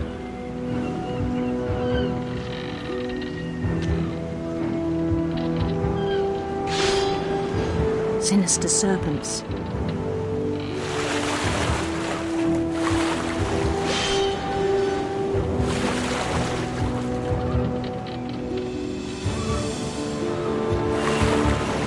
He followed the sound of her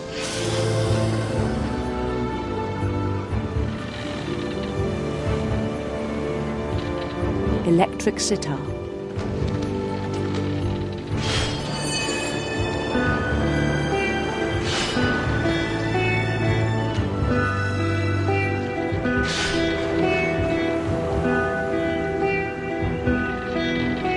His chase led him to a golden palace east of the sun and west of the moon. Even then, his logic remained sound. He knew the world was all in his imagination.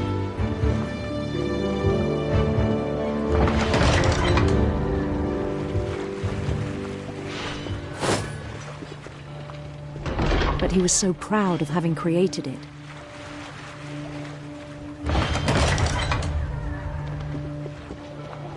In his own eyes, he'd become something greater than a king.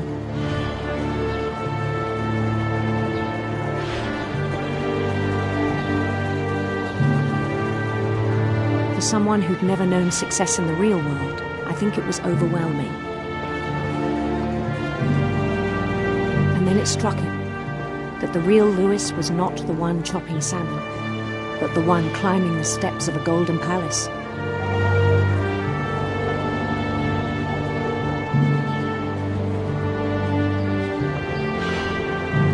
My imagination is as real as my body, he told me.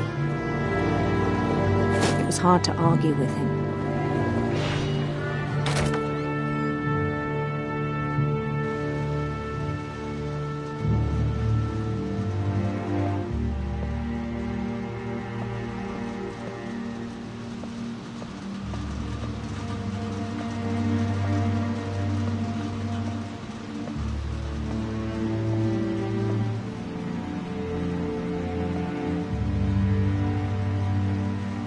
Began to forget the world we know.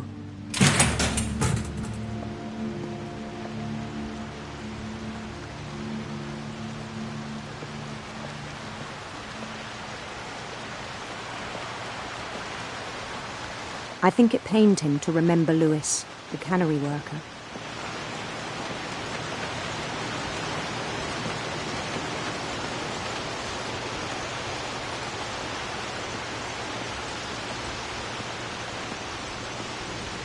He began to despise the man with a royal contempt.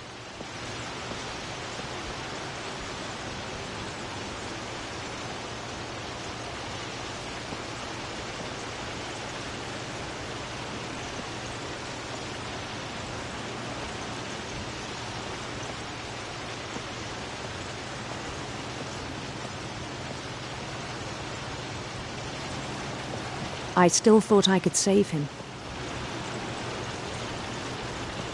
Even after he said he was being crowned king over all the lands of wonder. The palace would be packed with his companions.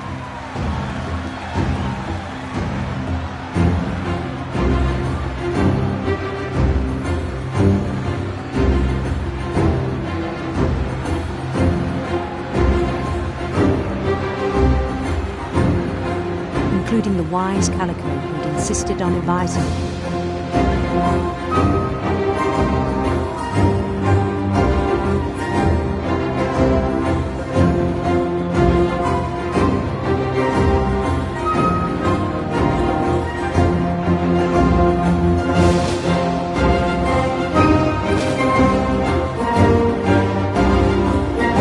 His queen waited, holding his crown.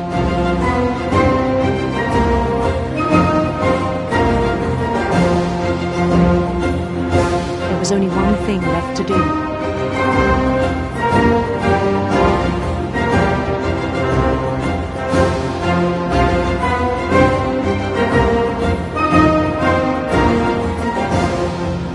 Bend down his head.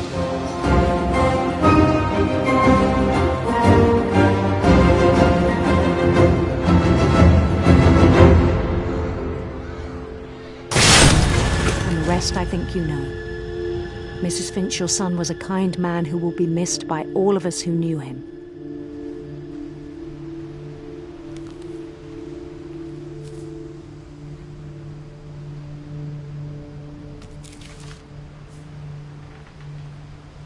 My brother was really cool.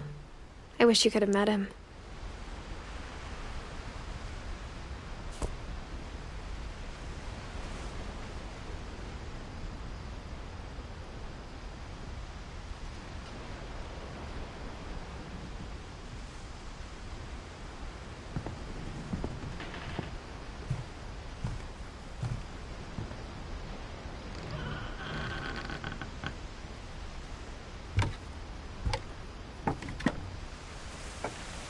On the way back from Lewis's funeral, my mom told me to start packing. She waited until the day before we left to tell Edie.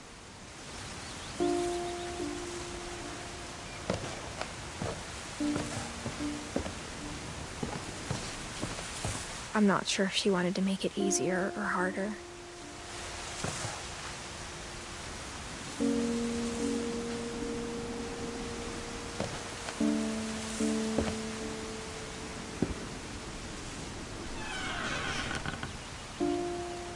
I wish we'd stayed.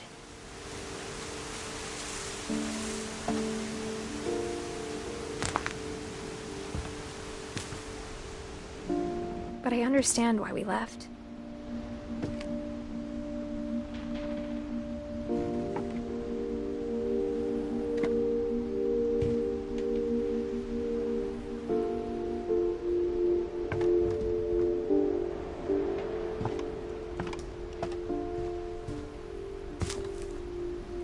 My mom ended up leaving everything behind.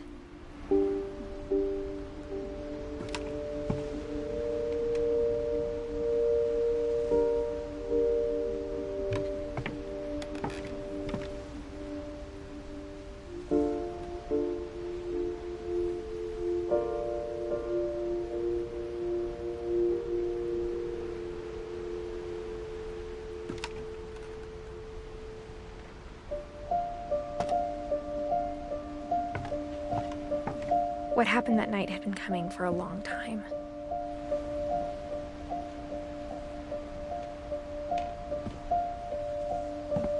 Maybe it should have come sooner.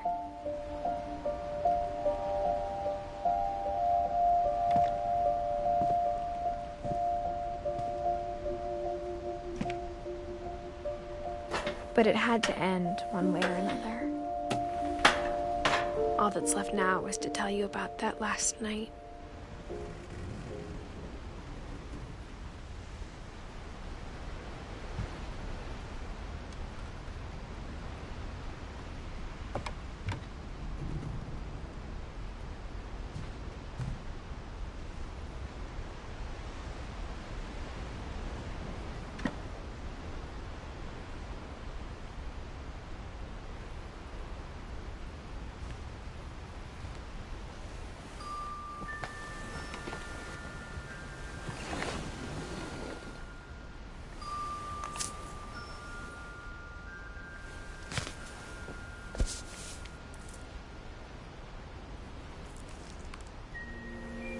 That whole last day, Edie just watched us pack and didn't say a word.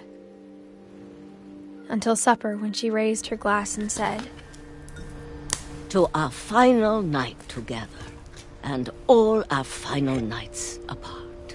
Grandma, you know what I said about alcohol. Some of your medications are very Edith, specific. I left a present for you in the hallway. Why don't you go open it? The grown-ups have to argue now. I'm sorry, you're right. We're all leaving tomorrow. Let's just enjoy our last... I'm not leaving. Edith, you're excused.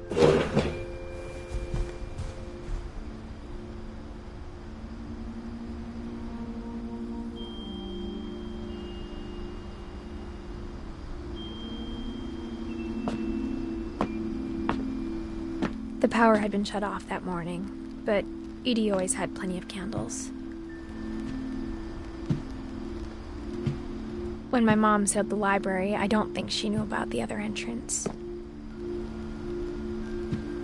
Or that Edie had a key to it.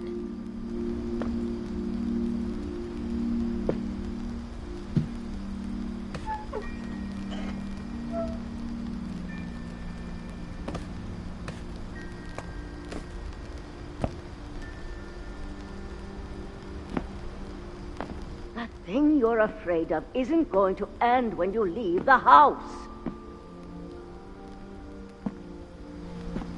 Edith has a right to know these stories. My children are dead because of your stories. I think it's best if Edith and I leave tonight.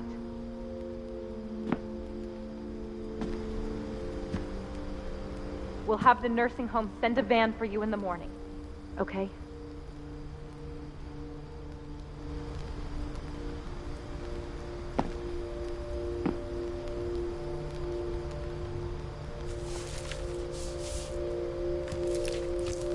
Dear Edith, there's so many stories I wish I could tell you, but there's only time for one. This is about what happened on the night you were born. That night, the tide went way, way out. It was the first and last time I ever saw the old house aground. There'd been an earthquake out in the middle of the ocean. They called it the lowest tide in 1,000 years. God, it smelled awful. You know, I've seen that house every day of my life.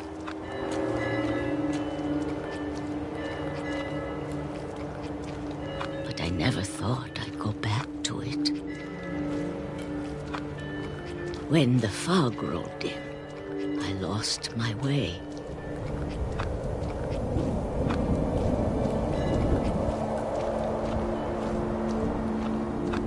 I got turned around.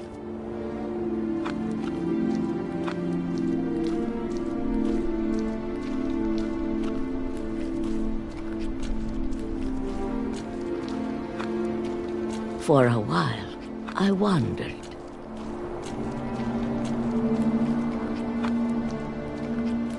I started seeing things.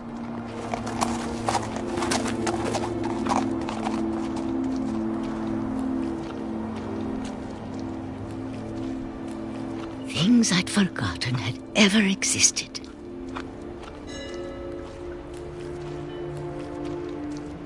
But when I saw them, they felt like old friends.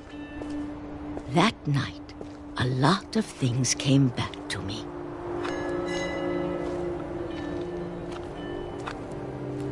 Or maybe I came back to them.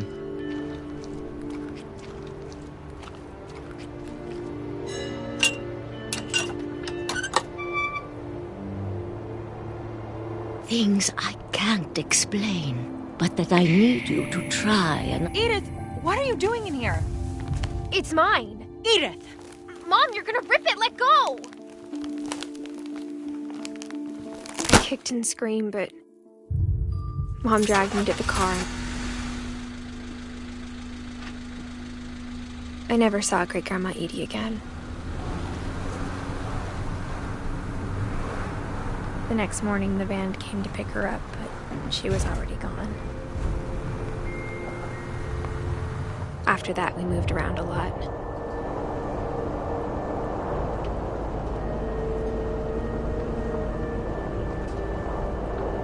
We both tried to make the best of it.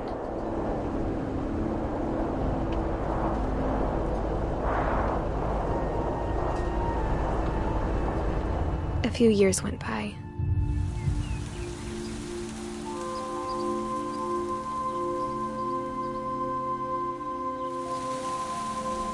My mom didn't like to talk about it, but she started getting sick a lot.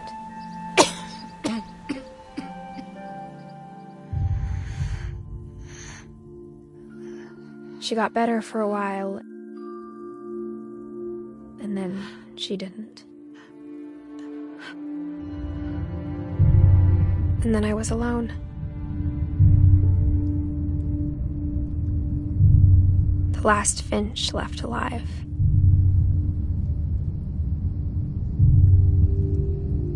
Until I found out about you. I'm still not sure what to tell you about all this. If we lived forever, maybe we'd have time to understand things. But as it is, I think the best we can do is try to open our eyes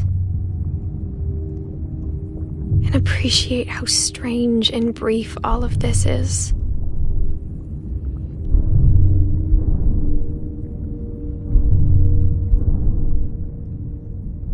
This journal was supposed to be for you, but now I hope you'll never see it. I just want to meet you and tell you all these stories myself. But I guess if you're reading this now, things didn't work out that way.